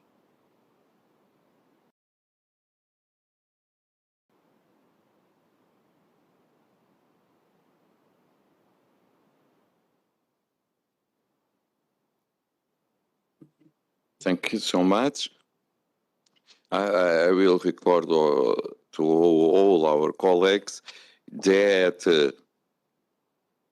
if the country will have a special reservation to the adoption, it will be marked on the first page of that decision, and as well as being made available on the dedicated web page. And so everyone will know that we adopt, the IPU adopt the decision, but with a special reservation from country A, B, or C. Benin, you have the floor, 1 minute. Merci. Vous m'entendez? Oui, merci, Monsieur le Président. Et je voudrais remercier le Comité des droits de l'homme, notamment son président qui est un collègue à moi, et tous les membres de ce comité pour le travail abattu et surtout pour les résolutions prises. Je vois déjà les difficultés qui seront liées à l'application, à la mise en œuvre de ces résolutions. Et ma préoccupation, je me demande comment peut-on mettre en œuvre la trilogie démocratie, gouvernance, développement quand il y a de telles exactions, de tels comportements dans certains pays. Et c'est le cœur meurtri que je le dis. Mais pour qu'on connaisse un vrai développement, il faut que nos pays, notamment les pays en voie de développement, vraiment cessent de telles exactions. Et je voudrais une fois encore dire que les principes fondamentaux de la démocratie, et l'un des principes qui est la liberté des droits de l'homme, est en train d'être violé au vu aussi de tout le monde. Et avec le travail abattu par l'UIP, une fois encore, l'UIP est au service des parlementaires et au service des peuples. Et je présente une fois encore mes félicitations à ce groupe pour le travail abattu. Je vous remercie.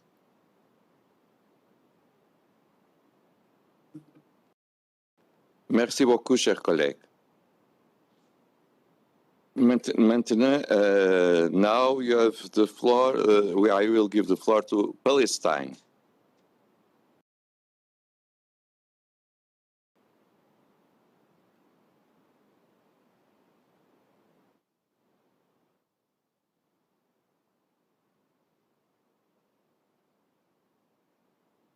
Thank you.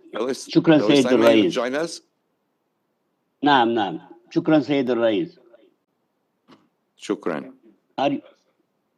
الحقيقة نشكر اللجنة على تقريرها، لكن التقرير لم يعطي فلسطين حقها وحول ما يجري في الأراضي الفلسطينية المحتلة من اعتداءات مستمرة، وكذلك استمرار اعتقال النواب البرلمانيين الفلسطينيين في سجون الاحتلال الإسرائيلي، وللآن للأسف لم تسمح سلطات الاحتلال لهذه اللجنة من زيارة أعضاء البرلمانيين الفلسطينيين الموجودون في سجون الاحتلال الإسرائيلي دون وجه حق. وفي الأشهر الأخيرة والأسابيع الأخيرة أصدر الاتحاد البرلماني العربي وأكثر من منظمة حقوق الإنسان تقارير تطالب بتشكيل لجنة تقصي حقائق في جرائم الاحتلال الإسرائيلي ضد النواب وضد الشعب الفلسطيني بشكل عام. تقرير منظمة هيومان رايتس ووتش الذي صدر في الشهر الماضي كان تقريرا واضحا حول ما يجري من اعتداءات إسرائيلية من قبل سلطات الاحتلال ضد شعبنا الفلسطيني وضد المعتقلين وضد المواطنين. وكانت الاعتداءات الأخيرة التي جرت في الشيخ جراح وما تلاها من اعتداء عسكري غاشم على غزة وقطاع غزة وما تعرض له الكل الفلسطيني من اعتداء. من هنا نرى أن هذه جرائم الحرب تصل إلى مستوى جريمة حرب كاملة يجب أن يحاسب عليها الاحتلال الإسرائيلي الذي وصل بممارساته اليومية إلى نظام أبرتايد عنصري بشكل كامل. نطالب من جديد اللجنة أن تهتم بمعتقلين الفلسطينيين.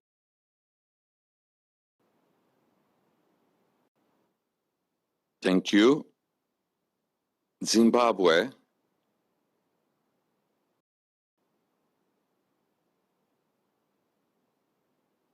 Thank you, Mr. President. Can you hear me? Mr. President, can you hear me? Yes, Mr. Speaker, the floor is yours. Thank you very much, Mr. President.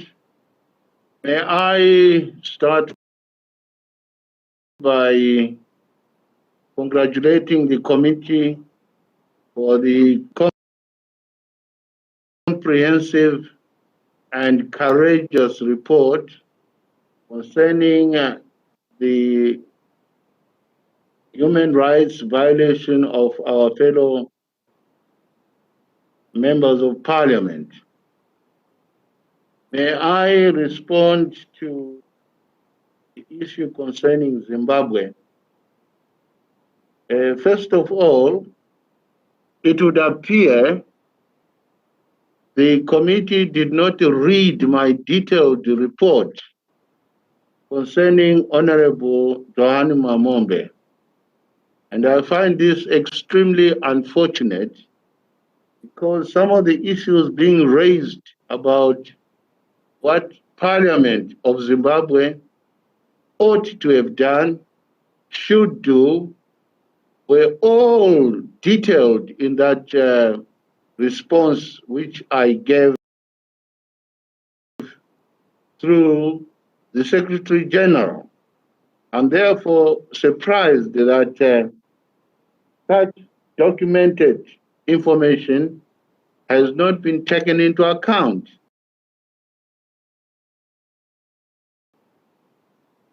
Secondly, it says the leave granted to the Honorable Mamombe was at her instigation. This is not correct. It is I who summoned her to my office and indicated to her that because the trial is taking such a long time, I therefore give her indefinite leave of absence it was not her who asked for the leave of indefinite absence from parliamentary duty. And that record needs to be corrected. Thirdly, there was a regret that some officials who had been written to by the committee did not respond. I must applaud the Secretary General for communicating that aspect with me. And I want to assure you, Mr. President and the Secretary General, that I have requested the officials to respond accordingly, and the committee should have the responses from the various officials that were addressed by this committee and had not yet got a response. Fourthly, the report says Parliament should have intervened against the executive orders, which implicitly indicate that resulted in the arrest of the honorable member. There is, again, in my report that our Constitution strictly enjoins the three organs of the state, and that is the executive, the judiciary, and parliament, and that there is a strict separation of powers in their operations. In this case, there's no way Parliament can validate an executive order. Fact and demand redress. Several people who have been arrested without any reason or warrant have approached the Constitutional Court, and the police have been fined or castigated for arresting people without any cause. So that avenue is open as well to Honorable Mamombe. Fifthly, it was Honorable Mamombe herself who indicated that she was suffering from mental illness. It is not the ruling party that said so. She admitted in my presence that because of her depression, she then suffered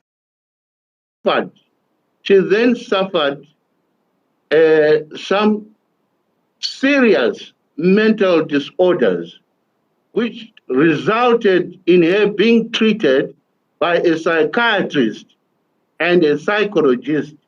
She's currently under medication and she is out of the woods. Hopefully, she should be in a position to stand trial, and we hope that in that trial she'll be found guilty or innocent. So it's not the issue of people calling her that she's pretending to be suffering from a mental. That's a fact, and has been proved by 3 doctors, including a psychiatrist and a psychologist. Finally, I am happy to tell the committee that we are ready to receive the committee in Zimbabwe to physically come and find out not only about the human rights that have been suffered by Honorable Mamombe. They can come and also investigate the question of alleged violation of human rights in Zimbabwe. That invitation is open because Zimbabwe is an open society, is a transparent society. Please come as soon as possible and meet the relevant authorities so that you can find the actual facts on the ground. Otherwise, Mr. President, I still commend the work of, excuse me, I still commend the work of the Human Rights Commission.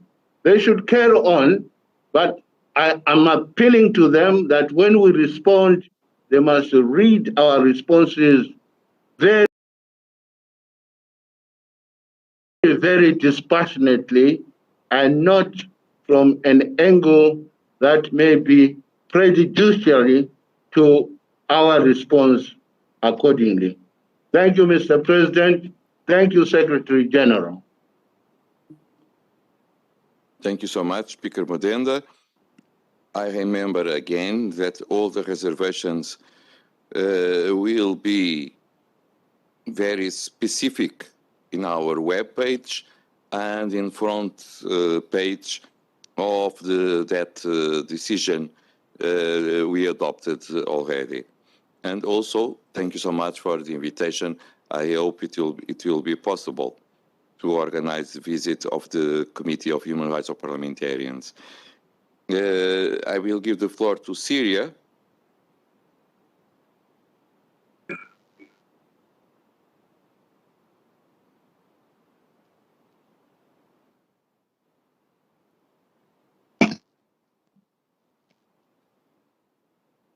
شكرا سيد الرئيس. بداية نشكر السيد رئيس وأعضاء لجنة حقوق الإنسان للبرلمانيين. طبعا نحن مع حقوق الإنسان بشكل عام وليس فقط للبرلمانيين، وكل ما من شأنه تحقيق العدالة وإظهار الشفافية والنزاهة. ولكن نرى في بعض مشاريع القرارات الموضوعة أو المطروحة للنقاش تعدي على سيادة الدول المستقلة، لا سيما عندما يتم ذكر السلطة التنفيذية، مخاطبة السلطة التنفيذية بشكل مباشر.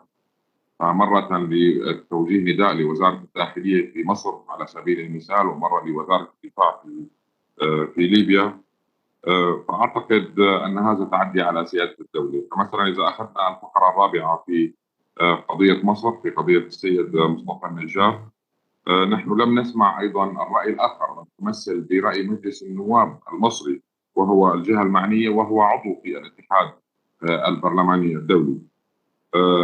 أيضا ما ورد في ملخص القضية هو ما قررته السلطة القضائية، ونحن بالمطلق مع استقلال القضاء وسيادة القانون وعدم التدخل في عمل القضاء.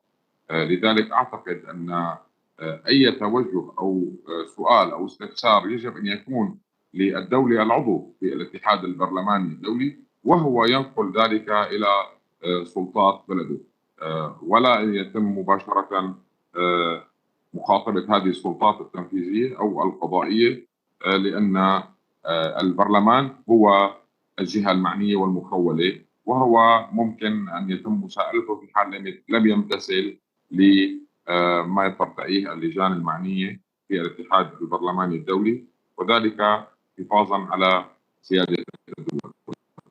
شكرا سيادة الرئيس.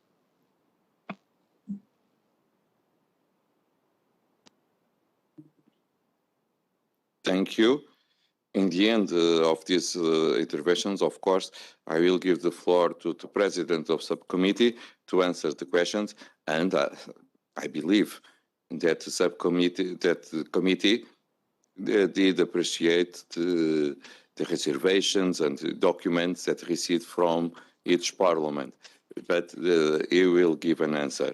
Bangladesh.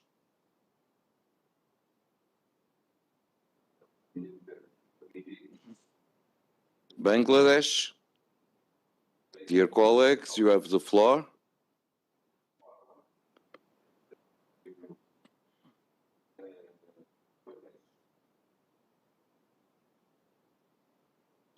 No. I am hearing something.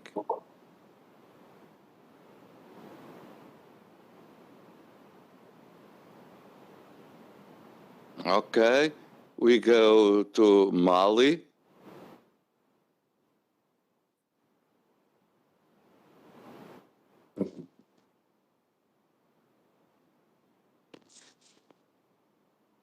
Mali? May you join us?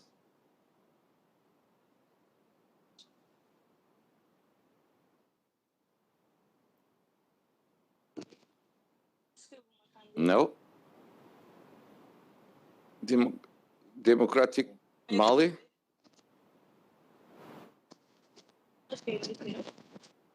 Mali. Salut tout le monde. Et en particulier, Monsieur le Président, merci de m'avoir accordé la parole. Je profite de l'occasion pour saluer également le secrétaire général pour l'opportunité qui a été donnée au Mali, les circonstances. J'apprécie beaucoup la qualité du travail du Comité des droits de l'homme parlementaire.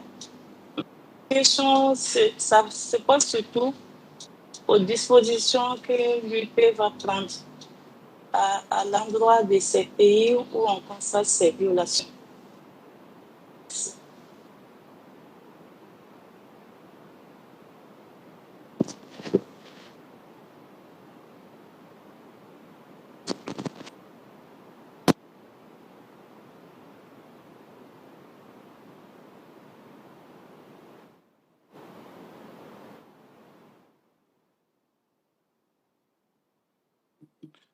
I think we lost the video and the sound, the participation of our colleague.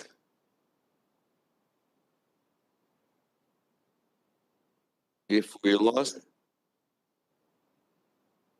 is it possible to come back to Mali?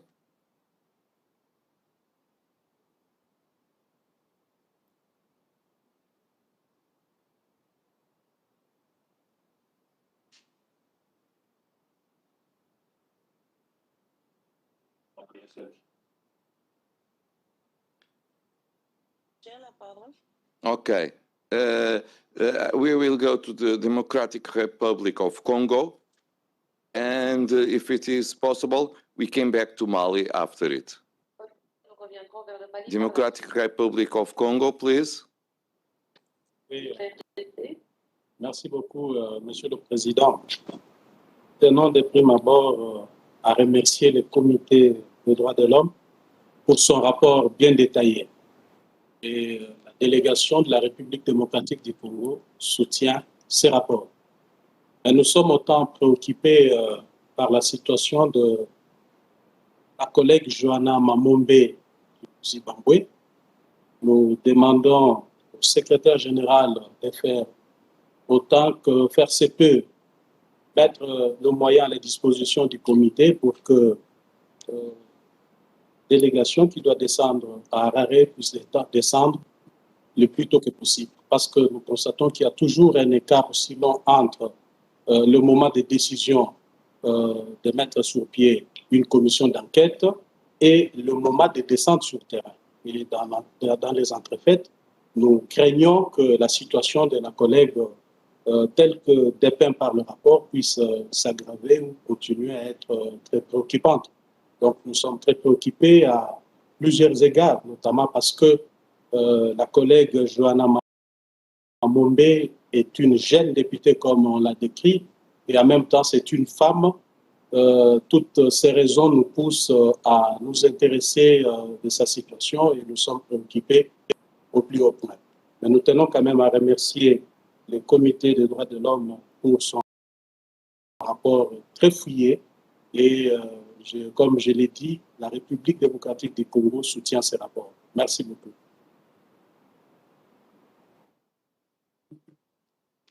Merci beaucoup, chers collègues. Maintenant, je veux donner la parole au président de le comité.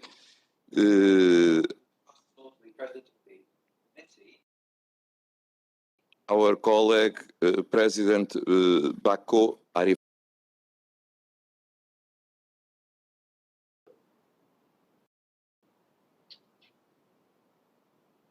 Vous m'entendez? We are receiving, yes, Mr. Okay, Monsieur merci. le Président, la parole Monsieur le Président. est votre. Très bien, merci. Vous avez la parole.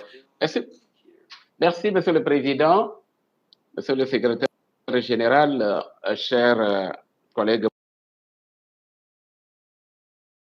membres du comité directeur et du conseil directeur, je voudrais remercier les différents intervenants qui ont apporté leur soutien au rapport du comité. Et je voudrais aussi remercier ceux qui ont soulevé des préoccupations, des réserves. Je voudrais remercier, disons, la délégation égyptienne. Nous avons effectivement reçu les réserves du Parlement égyptien sur le rapport, mais les réserves, bien entendu, ne remettent en rien en cause, si vous voulez, le contenu du rapport. Et je voudrais donc profiter de l'occasion pour, disons, réitérer certaines des préoccupations du comité quant à réaffirmer la compétence du comité à poursuivre le cas. Ce n'est pas parce que le parlementaire Al-Nagar, les questions, les poursuites ont commencé après la dissolution du Parlement le 14 juin 2012, qu'il n'est pas éligible au comité. Ce qui lui est reproché date de son mandat parlementaire. Ce n'est donc pas parce qu'il est ancien parlementaire aujourd'hui que le comité ne peut pas s'intéresser à son cas. Première remarque. Deuxième remarque, le comité aurait voulu, parce que nous avons souhaité avoir, je dirais, une audition avec les autorités parlementaires égyptiennes. Une première fois, elles nous ont répondu qu'elles étaient en élection. Donc, les législatives étaient annoncées, c'était compréhensible. Nous avions attendu, après les élections, le nouveau Parlement s'est installé, nous avons relancé, mais nous n'avons jusque-là pas réussi à avoir les auditions, à avoir les éléments complémentaires qui devraient éventuellement nous permettre de modifier certains aspects de notre rapport et de notre décision. Que je retiens comme préoccupation que nous avons. Le comité voudrait savoir où se trouve M. Al-Nagar. Est-il en prison? Est-il mort? S'il a disparu, puisque c'est la version officielle que nous avons à ce jour, qu'on suppose qu'il serait un fugitif et qu'il aurait disparu, nous voudrions savoir pourquoi jusque-là, aucune enquête officielle n'a été ouverte pour tenter de situer les conditions de disparition, rechercher éventuellement les auteurs, rechercher tel ou tel. À ce jour, aucune action n'a été menée de la part des autorités égyptiennes et c'est pour cela que le comité est préoccupé. La famille est préoccupée et les plaignants sont préoccupés et voudraient donc avoir des précisions. Je voudrais donc profiter de cette tribune pour encore réitérer nos préoccupations auprès des autorités égyptiennes pour davantage d'éléments d'information, de clarification sur le sort de M. Al-Nagar. Je voudrais aussi dire, en ce qui concerne le Zimbabwe, le rapport ou la correspondance de M. le Président de l'Assemblée nationale du Zimbabwe a été effectivement reçu au niveau du comité et le comité l'a exploité dans sa décision. En lisant la version finale de la décision, Monsieur le Président, vous verrez certainement que nous avons fait référence à votre correspondance. Je voudrais vous remercier très sincèrement pour avoir accepté notre demande de visite sur le terrain. Et cette visite nous permettra, je dirais, de lever un certain nombre d'équivoques et de malentendus que nous avons dans nos échanges. Je voudrais vous remercier au nom du comité de l'invitation que vous nous avez lancée en direct ici. Et je pense que nous prendrons bonne note et nous prendrons les dispositions en rapport avec le secrétariat général de l'IIP pour que cette mission s'effectue. Je ne voudrais pas rentrer dans certains détails concernant le cas. La mission nous permettra de nous accorder et certainement de faire avancer la question de la violation des droits de l'homme de Mme Mamombi. Après votre correspondance, que nous avons bien reçu. Et malgré cela, malgré ce que vous nous avez dit, Mme Mamombe a été également, peut-être à 2 ou 3 reprises, victime d'arrestation après votre correspondance. La dernière en date, c'était, je pense, le 5 mars, qu'elle a été arrêtée et libérée plus tard. Donc, il y a des préoccupations. Le rapport, disons, des médecins que nous avons eu nous dit également, en tout cas les éléments qui nous sont communiqués nous disent également que Mme Mamombe ne souffrait pas de problèmes psychiatriques ou psychologiques avant sa première incarcération et les sévices sexuels dont elle a été victime. Donc, elle souffre aujourd'hui d'angoisse et autres, suivant ce que nous avons reçu, qui sont liés justement aux violences et aux...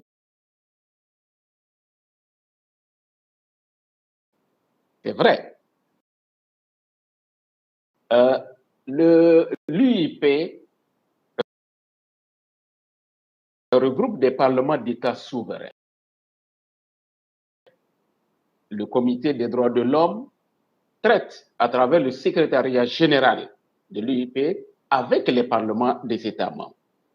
Mais dans les procédures du Comité des droits de l'homme, chaque fois qu'il y a violation des droits de l'homme de parlementaires, le comité a les prérogatives, à travers le secrétariat général de l'UIP, de saisir toutes les autorités des différents ordres de pouvoir dans un pays pour tenter de décrypter, de faire évoluer et de trouver une solution au cas de violation des droits de l'homme. Ainsi, le comité peut bel et bien saisir les autorités exécutives, peut saisir les autorités judiciaires, et c'est pour cela que le comité, à travers le secrétariat général de l'UIP, adresse des correspondances à des ministres de la Justice, des correspondances à des ministres de l'Intérieur, et donc, forcément, à des organes donc, exécutifs, mais aussi à des organes judiciaires, notamment les procureurs de la République, procureurs généraux de la République, ou autres, donc des différents pays pour avoir des précisions. C'est totalement conforme aux procédures de gestion des cas, disons, de violation des droits de l'homme. Il n'y a aucun empiètement sur la souveraineté des États. C'est ce que l'Assemblée générale, l'Assemblée de l'Union interparlementaire a adopté comme texte au titre du Comité des droits de l'homme que nous appliquons. Et donc, nous pensons que nous sommes conformes à nos textes. S'agissant, disons, de la Palestine, où je voudrais dire, c'est vrai, nous n'avons pas mentionné cette fois-ci le cas de la Palestine. J'ai évoqué tout au début que nous avons 620 cas. Nous ne pouvons pas traiter à chaque session tous les cas. Et si la délégation de Palestine se souvient, la dernière Assemblée générale, le rapport qui a été présenté a mentionné, si vous voulez, donc les cas de la Palestine. Et à ce niveau, nous avons eu des échanges de correspondance avec moi. Jusque-là, nous n'avons pas reçu de réponse positive de la part des autorités parlementaires israéliennes. Enfin, sur la Turquie, j'ai pris bonne note des observations de Mme Khan, que je profite de l'occasion pour saluer. Elle a toujours été très disponible pour, disons, l'Union interparlementaire et le Comité des droits de l'homme. Et je me rappelle la mission que nous avons effectuée en Turquie en 2019. Et nous avons pu toucher du doigt la complexité, disons, de la situation, mais le comité, et à travers l'Union interparlementaire, continue d'exhorter les autorités syriennes et les autorités turques à voir davantage et à mettre en harmonie la législation sur la lutte contre le terrorisme avec disons, des normes internationales et régionales, notamment du Conseil européen et autres, pour faciliter la gestion d'un certain nombre de cas. Certainement que cela permettra de faire avancer la question des droits de l'homme dans ce pays. Et nous avons pris bonne note d'ailleurs, puisqu'il y a un plan que le gouvernement turc a, disons, élaboré justement pour revoir un certain nombre de dispositifs législatifs et légaux pour tendre vers certains types de standards. Et nous voudrions encourager le Parlement turc et les autorités turques de poursuivre donc la mise en application de ce plan qu'ils ont défini. Voilà ce que je peux dire à titre de réponse sur les préoccupations soulevées et remercier encore une fois tous les intervenants et tous les États et dire notre disponibilité à intégrer, à prendre en compte les différentes réserves qui ont été émises. Je vous remercie. Thank you, Mr. President, and to all members of the committee by your work. Just one very short question and answer, Mr. President. In half a minute, can you explain what action was undertaken by IPU in response to the situation in Mali and to these violations? Half a minute, please. Je vous remercie, Monsieur le Président. À propos, je pense, de la situation au Mali. Le comité, je dois dire en toute honnêteté... No, excuse me, sir. What our colleague asked us is what actions were undertaken by IPU. Et des droits de l'homme des parlementaires à, disons, un certain nombre de procédures pour suivre et traiter les différents cas. Je dois dire en toute honnêteté que nous avons, par exemple, mené, d'abord le comité procède par le dialogue, échange de correspondance, audition et très souvent, nombre de cas à travers les échanges et les auditions des autorités parlementaires, des plaignants, on réussit parfois à rapprocher des positions et à obtenir, si vous voulez, la libération de parlementaires ou, disons, l'allègement d'un certain nombre de choses. Par exemple, tout dernièrement, nous avons obtenu, par le dialogue et autres, qu'un parlementaire nigérien soit libéré, par exemple. Donc, cela a été fait et c'est sans bruit. Le comité intervient donc dans une sorte parfois de diplomatie de la paix ou de diplomatie, je ne veux pas dire secrète, mais de diplomatie parlementaire parfois efficace. L'autre aspect, lorsque des cas de violation sont avérés, le comité peut faire une déclaration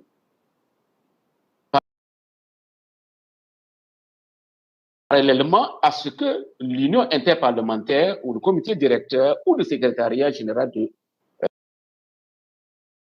et nous entrons à partir de nos décisions et de ces déclarations en relation avec d'autres organisations qui s'occupent des questions de droits de l'homme dans des régions, à l'international, au niveau des Nations Unies, et ensemble, nous conjuguons nos efforts pour faire avancer des cas.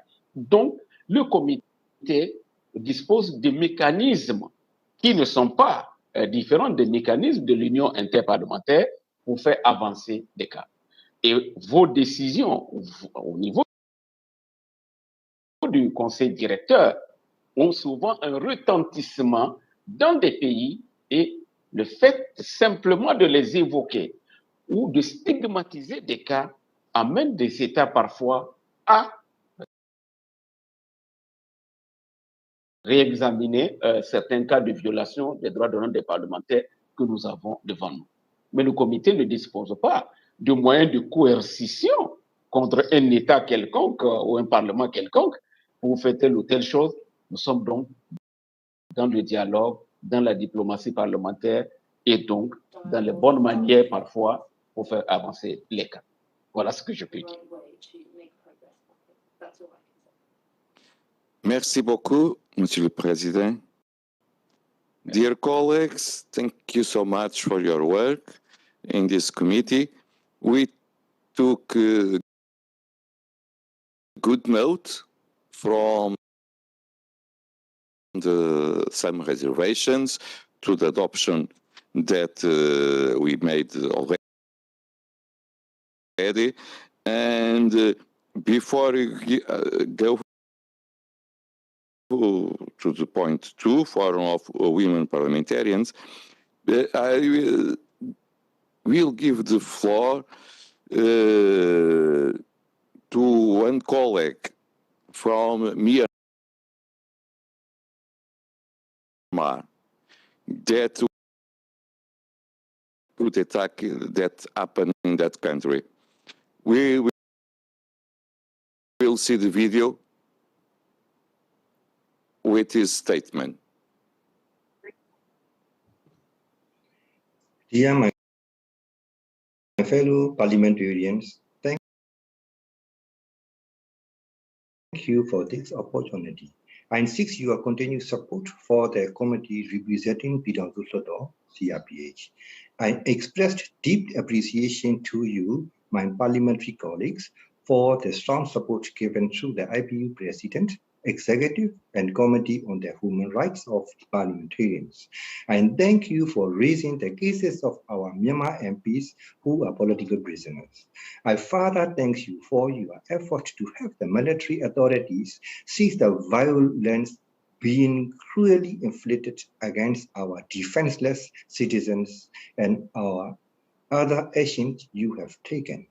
Myanmar MPs are dispersed, but doing their duties to represent the people who elected us. The IPU parliamentary program that we are beneficiaries of have stand us in good stead to be able to function effectively as a CRPH. The NLE, led by Aung San Suu Kyi MP, is under threat of being dissolved. These extra legal action taken by the General Min will not change the will of the people to have a surveillance government. The support the CRPH seeks includes that you request your member parliaments to call for the human rights and democratic principle to be upheld in Myanmar and to support the MPs elected in 2020 through recognizing the CRPH. With your active support, we Myanmar parliamentarians shall prevail for all our people. Thank you, and thank you very much.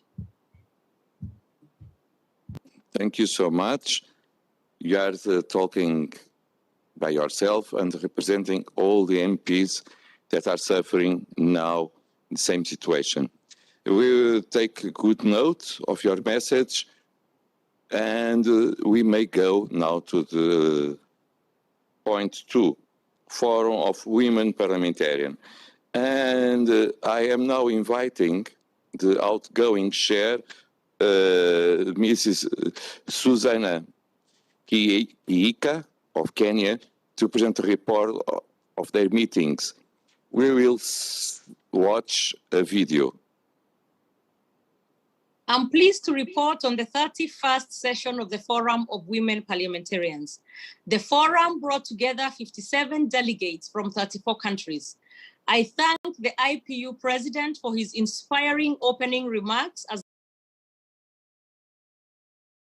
the forum discussed the importance of ensuring a gender-responsive post-COVID-19 recovery.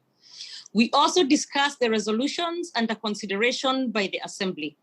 Climate-related disasters, displacement, and insecurity severely affect women and girls, who are particularly vulnerable to gender-based violence. Digitalization and the circular economy also need to address women's economic inclusion for them to really advance the SDGs. I thank the Bureau representatives who took part in the drafting committees to ensure these gender dimensions were integrated. Likewise, the upcoming resolution on combating online sexual abuse and exploitation of children is of paramount importance in our increasingly virtual world. This phenomenon particularly affects our girls. The forum also agreed with parliamentarians' involvement in global movements like the Generation Equality Forum is key, as there is still much more to be done to achieve gender equality, and no country, no parliament can do it alone. The forum also held elections to renew half of the membership of the Bureau of Women Parliamentarians, fill other vacancies, and elect a new leadership. Colleagues, this is my last report as the president of the Bureau. I congratulate the newly elected Bureau members, and in particular, Ms. Vasilenko from Ukraine, who has been elected president of the Bureau, and Ms. Fayez from Bahrain, who has been elected. The forum decided to extend by 1 year the term of Bureau regional representatives, whose terms were due to end in 2022. The next renewal will take place in 2023. Thank you very much.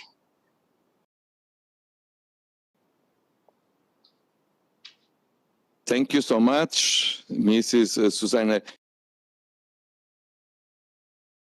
Kika, because you have made a wonderful work as a chair of the Forum of Women Parliamentarians. And of course, we count with you to improve IPU day by day. I will give you some information that is important because, as you know, gender equality in participation in politics and in our work is one of the objectives of IPU. And not just in our statutes, it is not just in our rules, but also in our soul, may I say. And at this assembly, based on the provisional list of participants, we have 732 delegates. 281 are women MPs, representing 37.4%. We should improve. This is not parity. We should work day by day. We may go to the point 3, Forum of Young Parliamentarians, and I will give the floor to the president of the Forum of Young Parliamentarians, Mr. Melvin Buva from Suriname, the outgoing chair. Yes.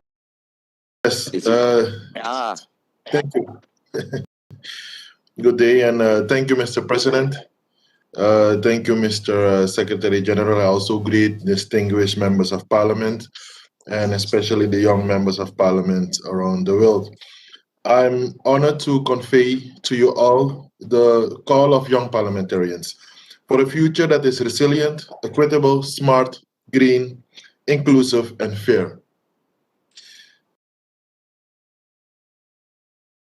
Dear colleagues, we live in a time when the sense of urgency is overwhelming us.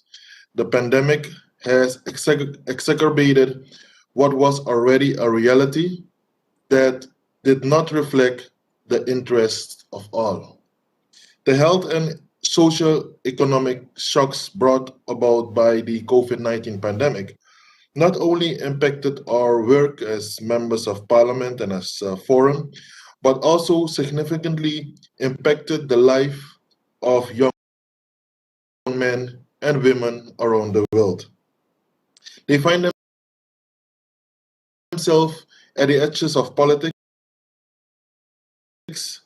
and the role and the role they are playing in mitigating the impact of the COVID-19 is at risk of not being seen for what it really is.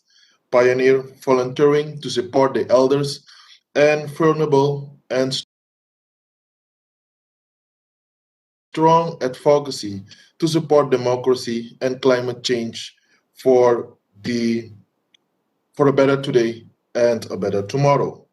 In this context, Mr. President, dear colleagues, we have seized the momentum at the Forum of Young MPs and decided to make a strong call for a greater role of youth in the building in our organization, more representative and inclusive democracies, and a new development model that responds to the needs and interests of all generations.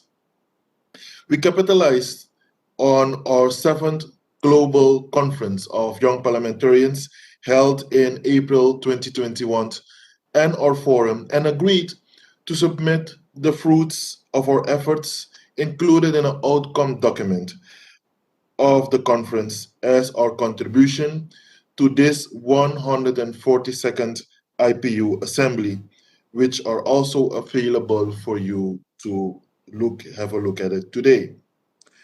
Marking the beginning of a new chapter in the advancement of youth participation and implementation of the 2010 IPU resolution on youth participation in the democratic process, we have launched, and proudly I can say launched, the brand new IPU campaign, I Say Yes to Youth in Parliament. I say yes to youth in Parliament. I invite you, dear colleagues, to join this movement and say yes to youth empowerment, say yes to youth empowerment, and say yes to youth and democracy. This all on the IPU, from the IPU website. Equally, my colleague, Ms. Sahar Al-Bazar of Egypt, equipped with the energy and enthusiasm of the new members, I trust that the new board will spearhead our movement to empower young members of Parliament to new heights, including to invest in capacity building and social networking of young MPs. As I end my presidency of the Forum of Young Parliamentarians, I wish to thank you, Mr. President, for your leadership. The Secretary General also for his devotion, and staff, but also all the colleagues for their support. I wish all the best to the new president and members of the board and count on you all to continue supporting the IPU youth movement and to continue to make progress. I thank you, Mr. President. Thank you so much, Mr. Bova. Thank you so much for your report, for your efforts, for the collaboration that it was possible to have in these months. And please, you are not retired. So we needed to continue our work together inside IPU. Thank you. And we go to the committee on the Middle East questions. And I will give the floor to the chair of the committee, Ms. Salma Atolayan. Please, dear colleague, you have the floor to present the report.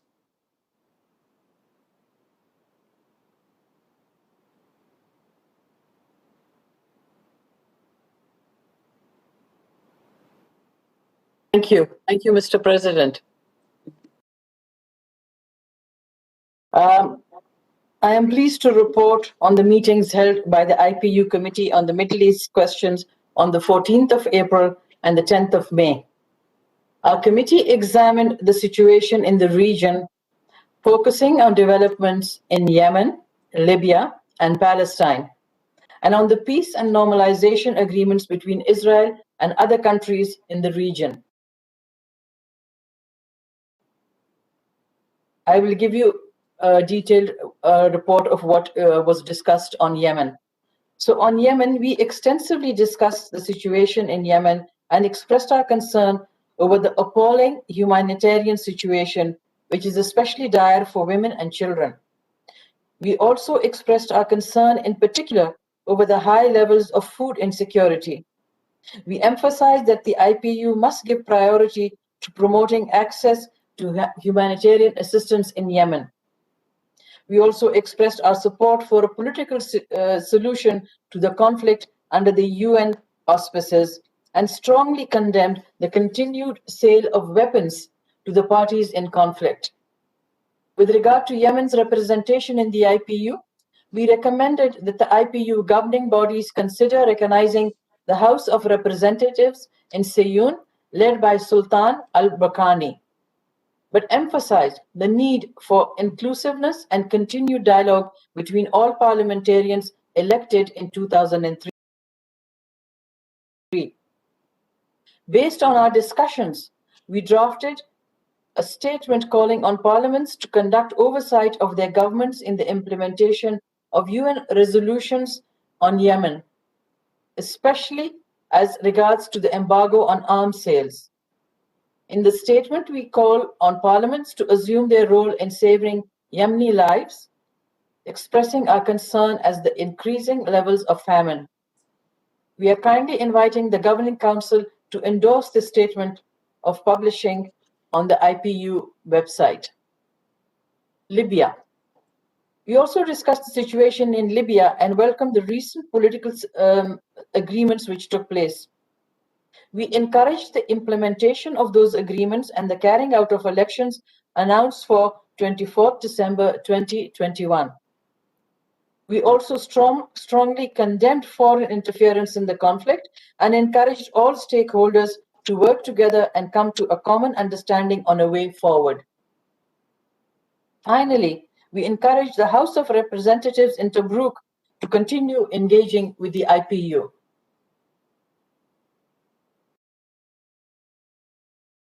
Next, we discussed peace and normalization agreements. We welcome the peace and normalization agreements which Israel signed with the UAE, Bahrain, Sudan, and Morocco since September 2020. The committee noted that it was important for all peace to be inclusive and the fate of Palestine should not be ignored while fences are being mended with other countries in the region. We encouraged parties concerned to work towards comprehensive and sustainable peace and welcome the desire expressed by its members for peace in the region. Finally, Palestine. We discussed the situation in Palestine extensively in both our meetings. On 14th April, we welcomed the elections which had been scheduled for 22nd May and encouraged the IPU to invite its members to observe the elections in their individual capacity.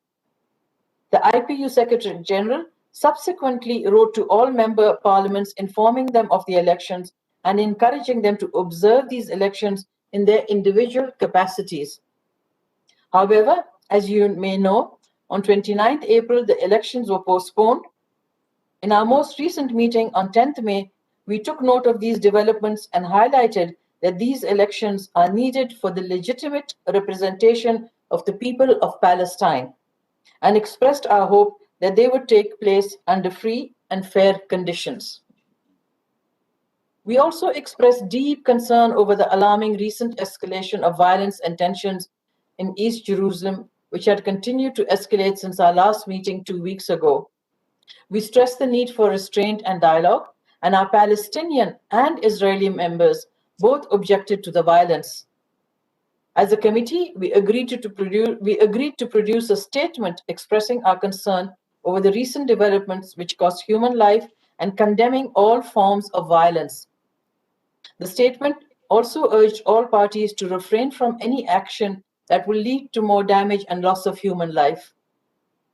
We reiterated our commitment to peace in the region and requested all parties to engage in meaningful dialogue with a view to a resolution of the conflict. The statement was published on Wednesday, the 12th of May. I thank you very much for your attention. Thank you so much. I think we may endorse the recommendations that were made by the Committee on Middle East Questions.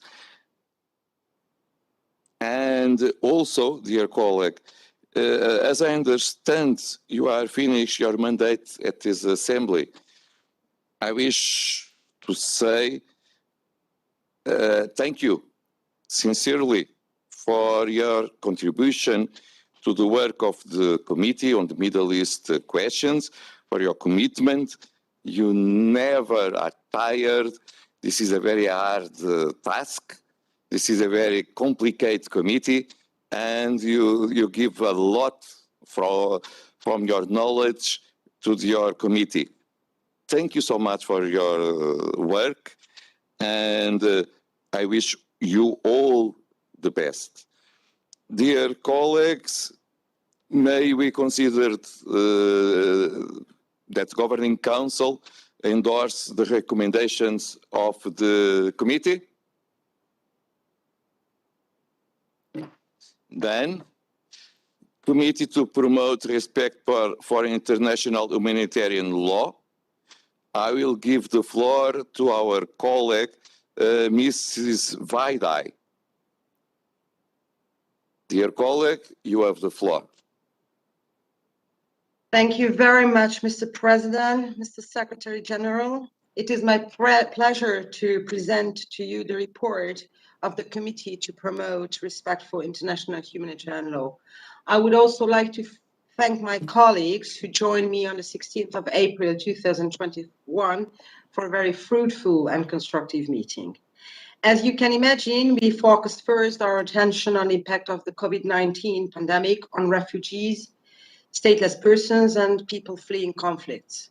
The briefings we heard from UNHCR and ICRC confirmed yet again the vulnerability and dire situations faced by women and men fleeing conflict. Refugees and displaced persons are particularly at risk because of the precarious living conditions, often in crowded camps, which make it more difficult to implement sanitary measures and offer responses.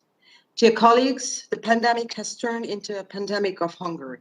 It has caused an increase in number of cases of forced marriages, a historic rise in school dropouts within the refugee communities, and more intense stigmatization of them. In the year 2020 has also seen the lowest number of refugee resettlements in the world.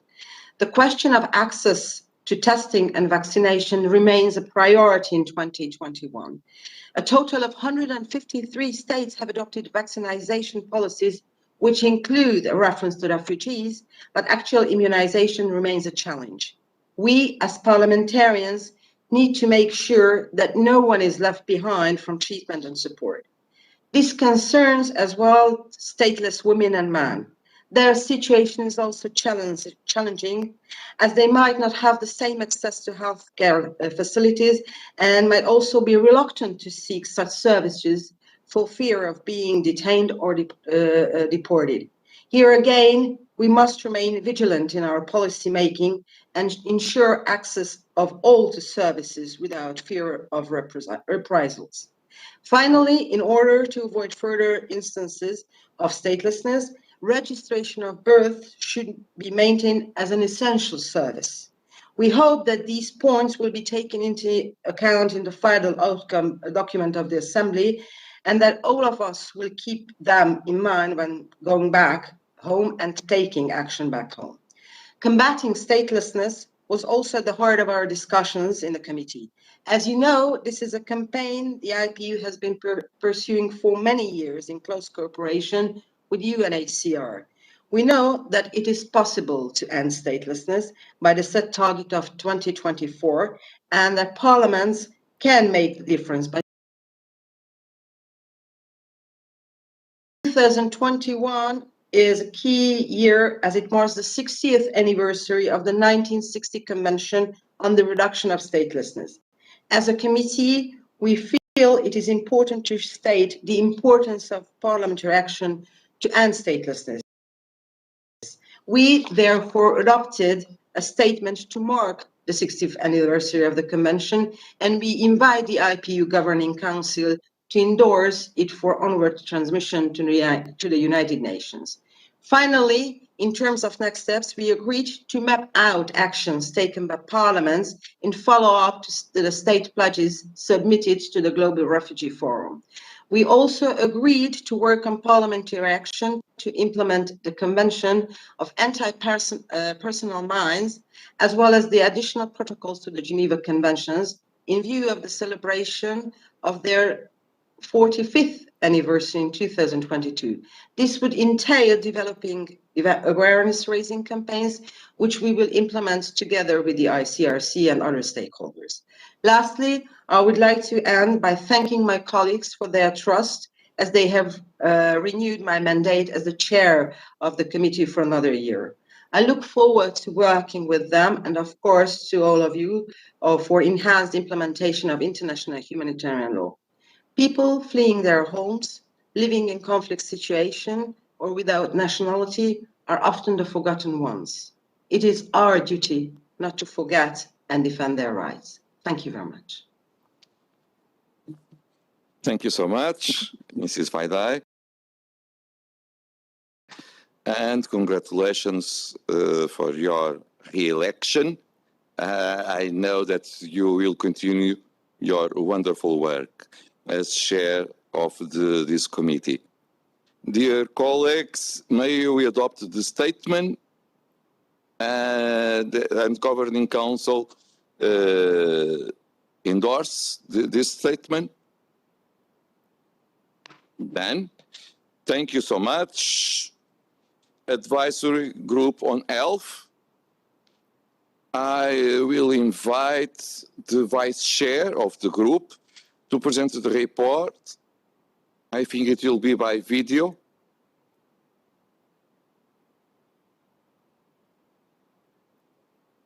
Is it possible to have the video of our colleague? The IPU Advisory Group on Health met on 28 April with 8 out of 11 members in attendance. The group was also pleased to welcome technical partners from the World Health Organization, the Partnership for Maternal, Newborn and Child Health, UNAIDS, and the Global Fund to fight AIDS, tuberculosis, and malaria. As the focal point for parliamentary accountability, the advisory group discussed the implementation of the IPU resolution on universal health coverage.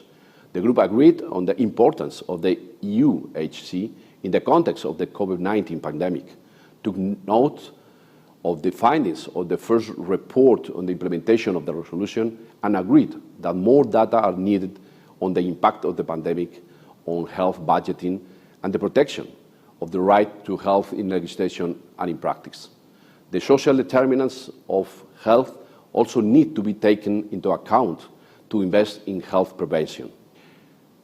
The group discussion will inform the 2021 report on the resolution implementation, but data is also required for member parliaments. Parliaments are therefore used to respond to the survey that the IPU Secretariat has already sent out. The group wishes to be inspired by member parliaments and learn about their work to assist with promoting the implementation of this key IPU resolution. The group also discussed parliamentary engagement on HIV/AIDS and its contribution to the United Nations high-level meeting on HIV/AIDS that will take place on 8 to 10 June 2021. The AIDS epidemic can only be ended if it remains high on political agendas. As a parliamentary contribution to the high-level meeting, the group adopted a statement calling on parliaments to use their powers to ensure prevention and to access to HIV and health services without discrimination. The Governing Council is invited to endorse the statement for onward transmission to the United Nations. Finally, the group praised the IPU Secretariat's tireless work to continue to promote and facilitate parliamentary action to global health security, UHC, and women's, children, and adolescents' health during the COVID-19 pandemic. The group also thanked its partners for their support and commitment to working with the IPU. Members of Parliament should consider it one of their main tasks to ensure that other health priorities are not sidelined in the COVID-19 response and to continue to deliver for all people without forgetting the marginalized and vulnerable. At the end of the meeting, the advisory group unanimously approved second mandate for the chair, Mr. Given Katuta from Zambia, and vice chair, Mr. José Ignacio Chani from Spain, for a period of 1 year. Thank you very much. Thank you so much, dear colleagues. Also, congratulations for your nominations to go on with your work, and especially the work done in your committee in these special times of pandemic. Dear colleagues, may you endorse the statement of the committee? Okay, thank you. Finally, high-level advisory group on counterterrorism and violent extremism. I will give the floor to the president to the chair of this group, Mr. Lopataka. You have the floor.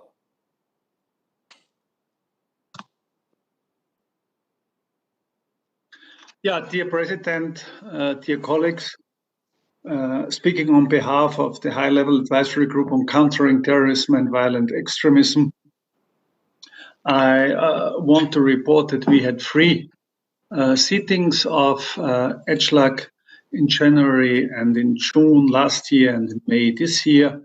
I personally participated in 2020 and 21 in 29 meetings. 21 of them were virtual meetings. I also used the chance to go to northern Syria, where there are huge camps of former foreign terrorist fighters, and also a special camp for women and their children. I also went to Al-Hasaka with a prison with foreign terrorist fighters. And this is only one field where we are working. Our Secretary General signed a trilateral agreement between IPU, UNOCT, and UNODC on countering terrorism and violent extremism. This joint program will finish at the end of June, but the cooperation will continue on the basis of this memorandum of understanding. The Secretariat works to develop IPU tools like a global parliamentary network, an interactive map, and a mobile application for parliamentarians. We identified important partners for regional cooperation, like the 5G Sahel countries with the Arab Parliament. The terrorism moved more and more from Syria to this part of the world, and I think here it is very important and necessary that we are focused with our work on this region. In the framework of IPU UN joint program, we worked together with other experts on model legislative provision for victims of terrorism, which will be launched this year. The first global summit on countering terrorism and violent extremism is planned for the 9th of September 2021, a meeting in person in Vienna, right after the 5th World Conference of Speakers of Parliament, and jointly organized by IPU, UNODC, and UNOCT. And the last point, an important point, our financial situation. Of course, we are looking for more resources, and we hope that we can find new partners funding and supporting our program. I think despite all the problems in concrete direction, with the crisis,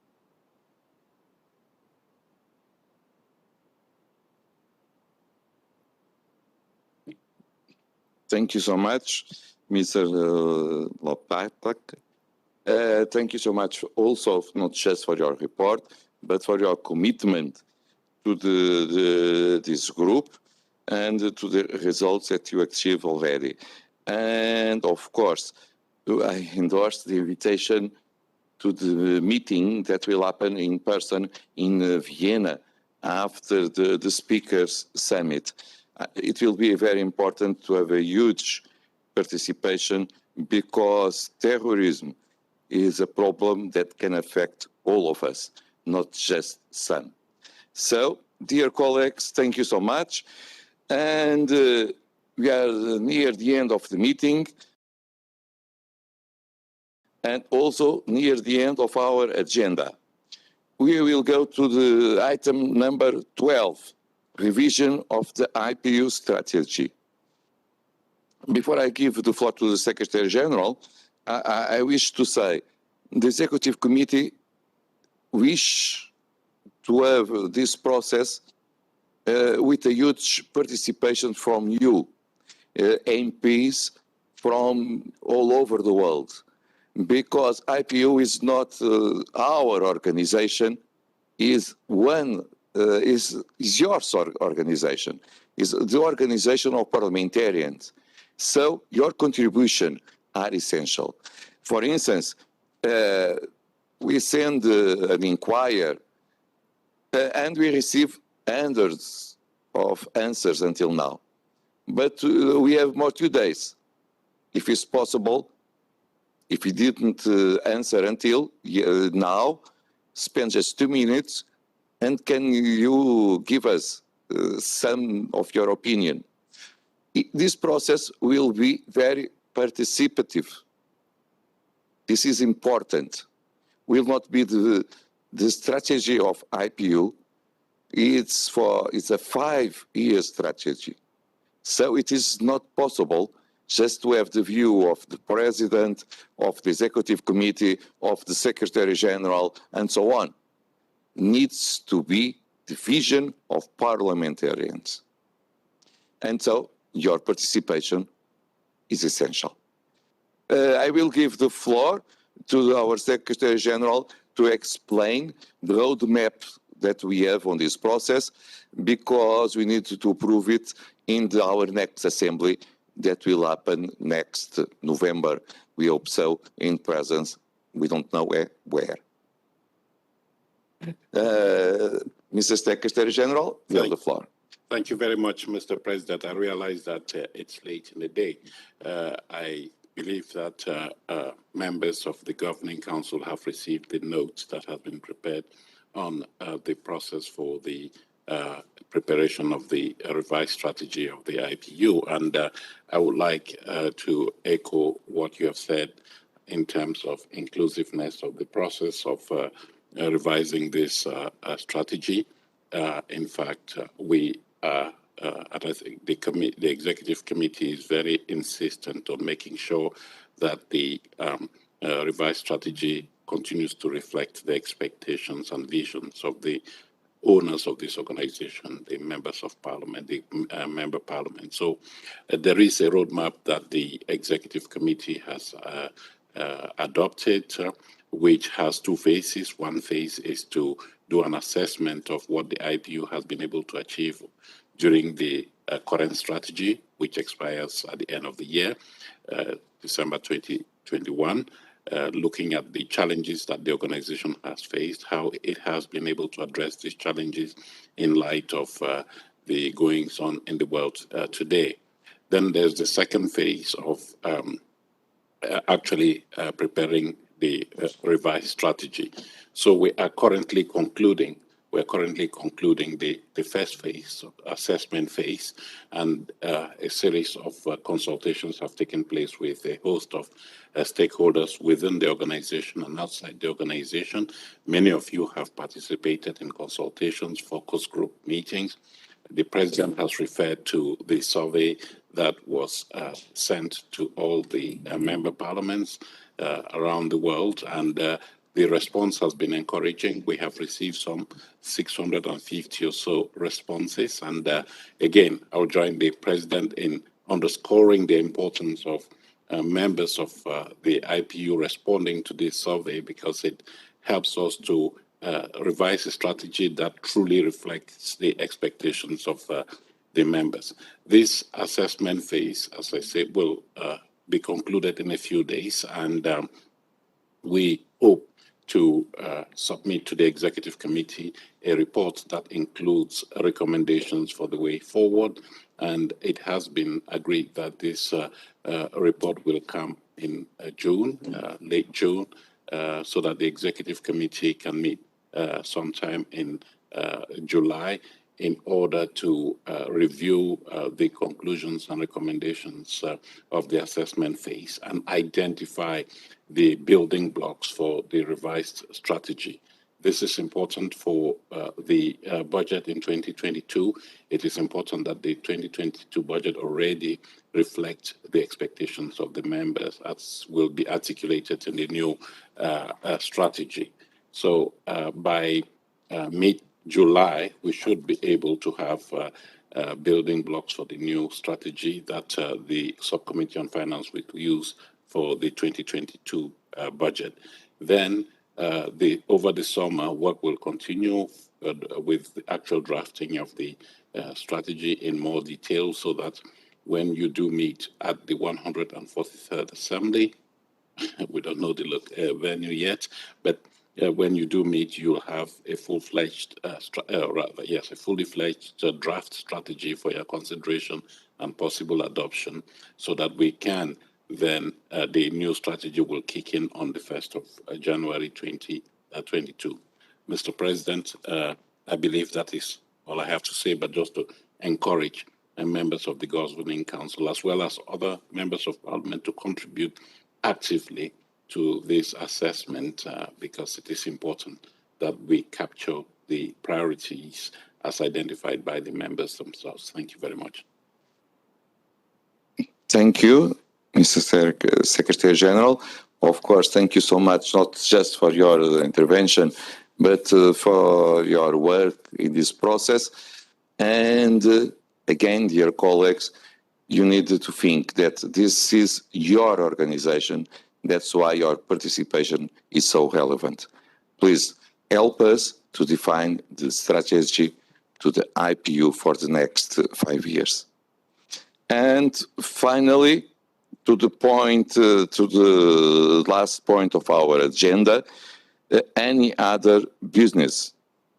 I don't know if someone asks the floor.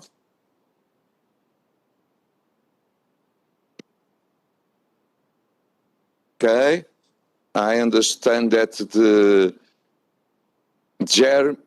Germany asked the floor on this point.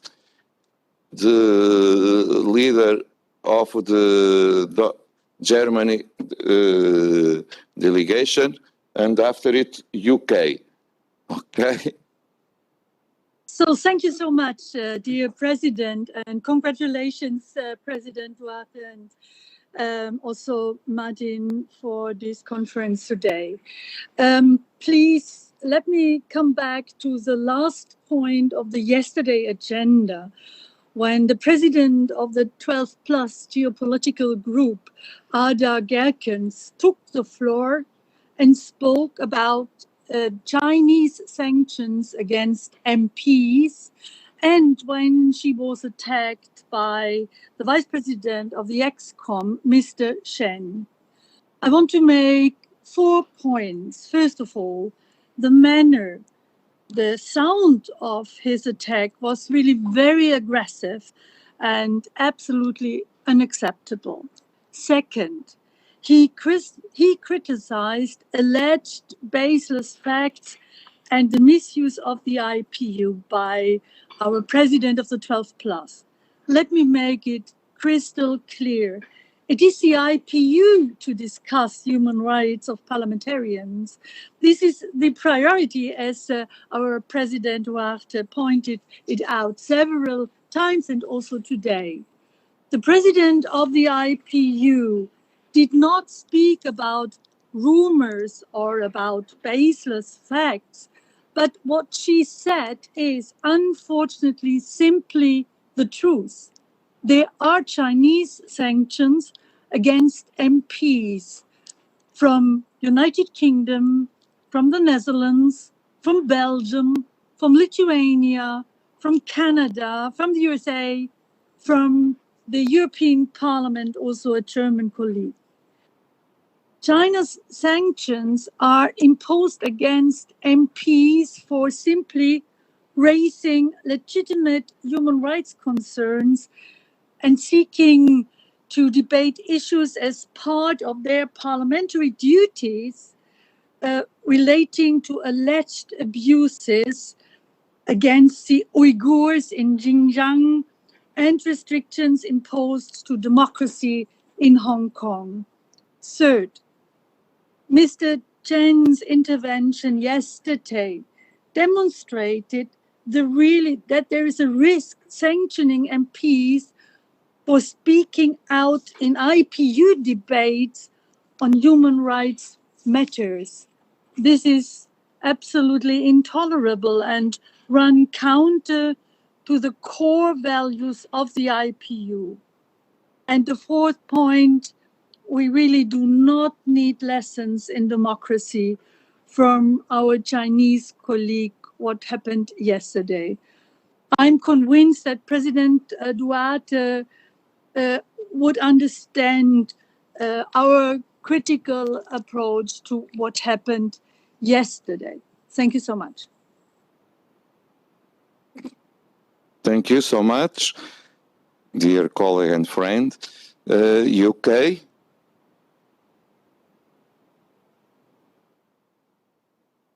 UK as well? Mr. President, I am here. Yes, thank you very much. And I wish to thank all colleagues today who have contributed across a range of magnificent reports. And I think it has truly brought home the importance of the work of the Inter-Parliamentary Union, the work of linking us all up as parliamentarians. And I really am so grateful to hear such a range of wonderful reports today. Further to the point raised by my colleague Ada Gerkens from Netherlands as president of or as chair of the 12 Plus group yesterday, I just wanted to underline the point of principle that the UK supports, which is that parliaments, derived from the French word for to speak, they are safe environments for parliamentarians to raise issues. That is the sacrosanct founding principle of a parliament. A parliament is somewhere where we can raise points and we can express points of view, and they will be hotly debated. They will attract opposing views, but surely the fundamental principle is that they are safe spaces where you can raise points, and that parliamentarians should not be sanctioned simply for raising points in their national parliaments. And I would just seek that you, Mr. President, reinforce that point of principle in your closing remarks today. Thank you. Thank you so much, dear colleague. The Democratic Republic of Congo.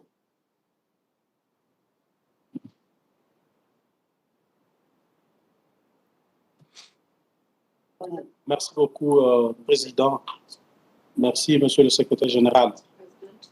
La délégation du Parlement de la République démocratique du Congo porte à la connaissance de tout le parlementaire, membre de l'Union interparlementaire, que la ville de Goma a connu ce samedi 22 mai dernier une nouvelle activité sismique du volcan Nyiragongo qui s'en est suivi d'un séisme de magnitude 3 qui a causé des dégâts énormes. Le bilan provisoire fait état de 15 morts et de nombreux dégâts matériels. Donc la situation sur place étant très difficile, nous gardons une pensée pieuse à l'endroit de toutes les victimes. Il faut aussi noter que le gouvernement de la République démocratique du Congo suit de plus près la situation et a pris toutes les mesures nécessaires pour garantir la sécurité de la population. Si tellement que la situation est extrêmement grave. Nous pensons que les parlements du monde, bien entendu membres de l'UIP, peuvent soutenir la République démocratique du Congo sous plusieurs formes, en fait. Telle a été notre communication. Merci beaucoup.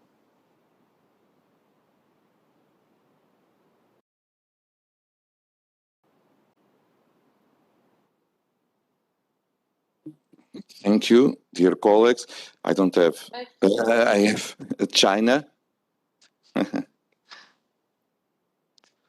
And then I will answer all the questions.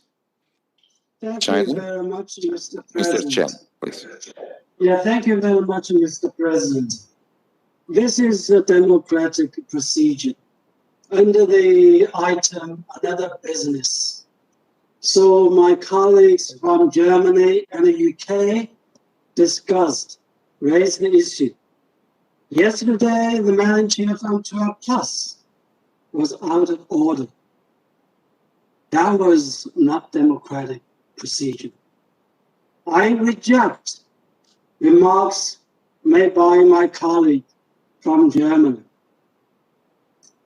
The remarks made by our 12 Plus chairperson, as well as my colleagues from Germany, were unacceptable when it comes to the IPU Governing Council deliberation on agenda items. I must make it clear here, the remarks made by the 12 Plus chairperson and by our colleague from Germany disregarded facts, twisted right and wrong. Let me make clear here. It was the EU that, despite China's oppositions and rejections, stubbornly made decisions of unilateral sanctions based on lies and disinformation. What the EU has done constitutes a gross interference in China's internal affairs, brazenly violates international laws and the basic norms of international relations, severely undermines China-EU relations. China's decision to take countermeasures to the sanctions by the EU, because EU sanction based on groundless accusations, rumors, lies. Why we have the entities of EU and individuals under China's countermeasures? Because their actions, their deeds, maliciously spread Xinjiang-related lies and disinformation, severely harmed China's sovereignty and interests. China's countermeasures is out of need to safeguard its own interests. China's action is a necessary and a legitimate reaction to the EU's moves of imposing sanctions and seeking confrontation. What you said just now was to justify the EU unjustified sanctions against China, and even worse, to blame China for the situation. This is against IP tradition and IP values that parliamentarians who gather here on the IP occasion to have deliberations on the agenda items based on facts, look for common ground and work for solutions to the problems and challenges the IP is facing, but not to disregard facts twist the right and the wrong, and even worse, to express rumors and tell lies to poison the environment, where parliamentarians from all around the world together, here, parliamentarians, representatives of the people, will talk about the facts, not express rumors, not tell lies. It is hoped that the EU will make serious reflections, and so do you, my colleague from Germany. As the Chinese proverb goes, the one who created troubles shall resolve it. The EU side should immediately stop interfering in China's internal affairs, abandon confrontational actions, properly manage differences through dialogue and communication.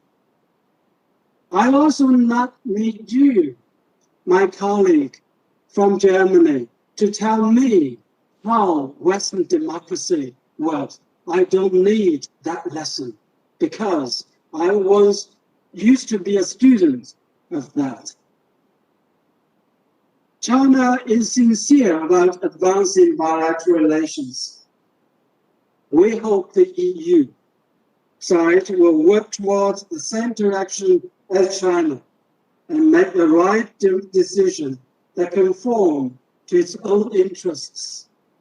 And I rely more on rational thinking and less on emotional fanfare. So I must say here, we come here to the IPU occasion to engage in dialogues and the conversations. We engage in dialogue conversation with our colleagues, whether from the 12+ or other regional geopolitical groups, with sincerity and honesty. We can dialogue, have conversations, dialogues on equal footing. No one is superior to others. Gone are the days when the allies from Western powers did bully to China. We take China as it is. China was not China 100 years ago, not China 50 years ago. China is today. Take China as she is today.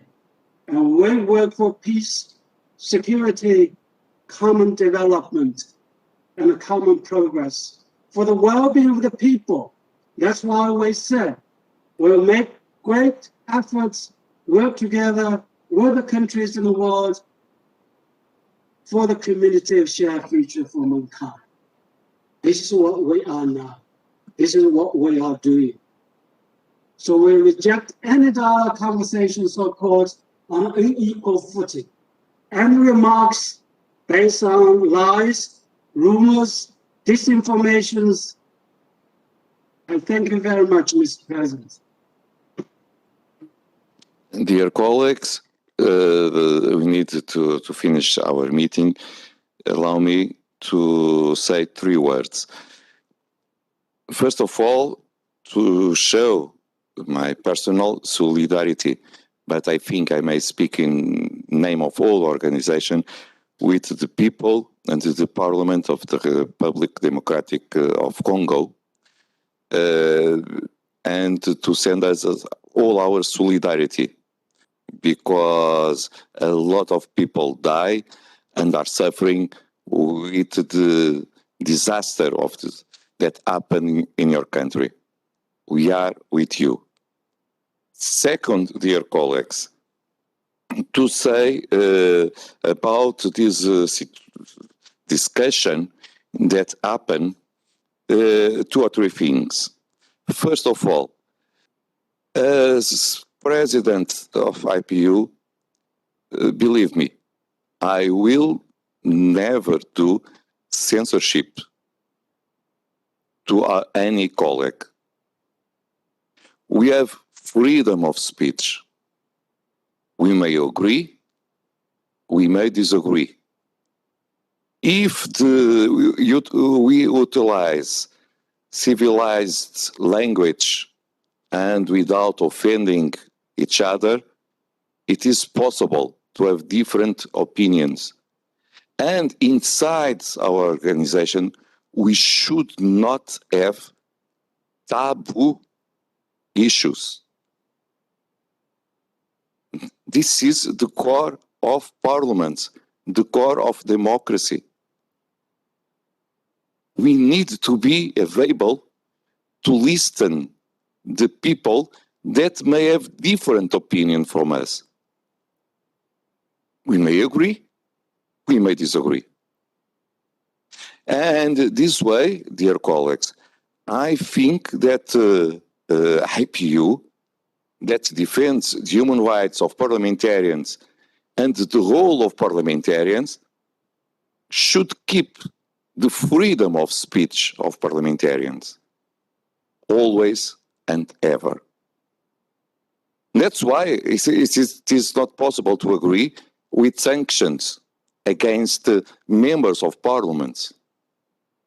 Today, against member of parliament A, tomorrow against member of parliament B. If we accept that someone can try to impose sanctions and not let one member of parliament to do their job, we will accept it forever. This is pretty simple for me, as president of the organization, is essential. That's why I said yesterday that the chair of the 12 plus make an important statement, because she is talking about concrete sections that happen against some MPs from different countries of this group. And we should try to avoid to keep going on with this kind of sanctions war, because it will destroy the capacity of dialogue between ourselves, between members that can be parliamentarians, 100% parliamentarians, talking, sharing ideas, discussing, agree, disagree on other times. Dear colleagues, finally, I just need to say that we came to the end of this meeting of the Governing Council. A special meeting, a virtual one. Of course, there are people that wish to have more time to talk and to discuss. When we have in-presence meeting, we have more hours to discuss one agenda like this one. But this is a virtual meeting. And so the rules are different. We don't have the time we wish. We have what is possible in these pandemic times.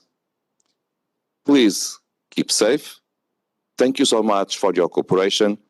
And we will meet again, now not at Governing Council, but with the sitting of the Assembly of the IPU, the first one that we will realize in these pandemic times since Belgrade 2019.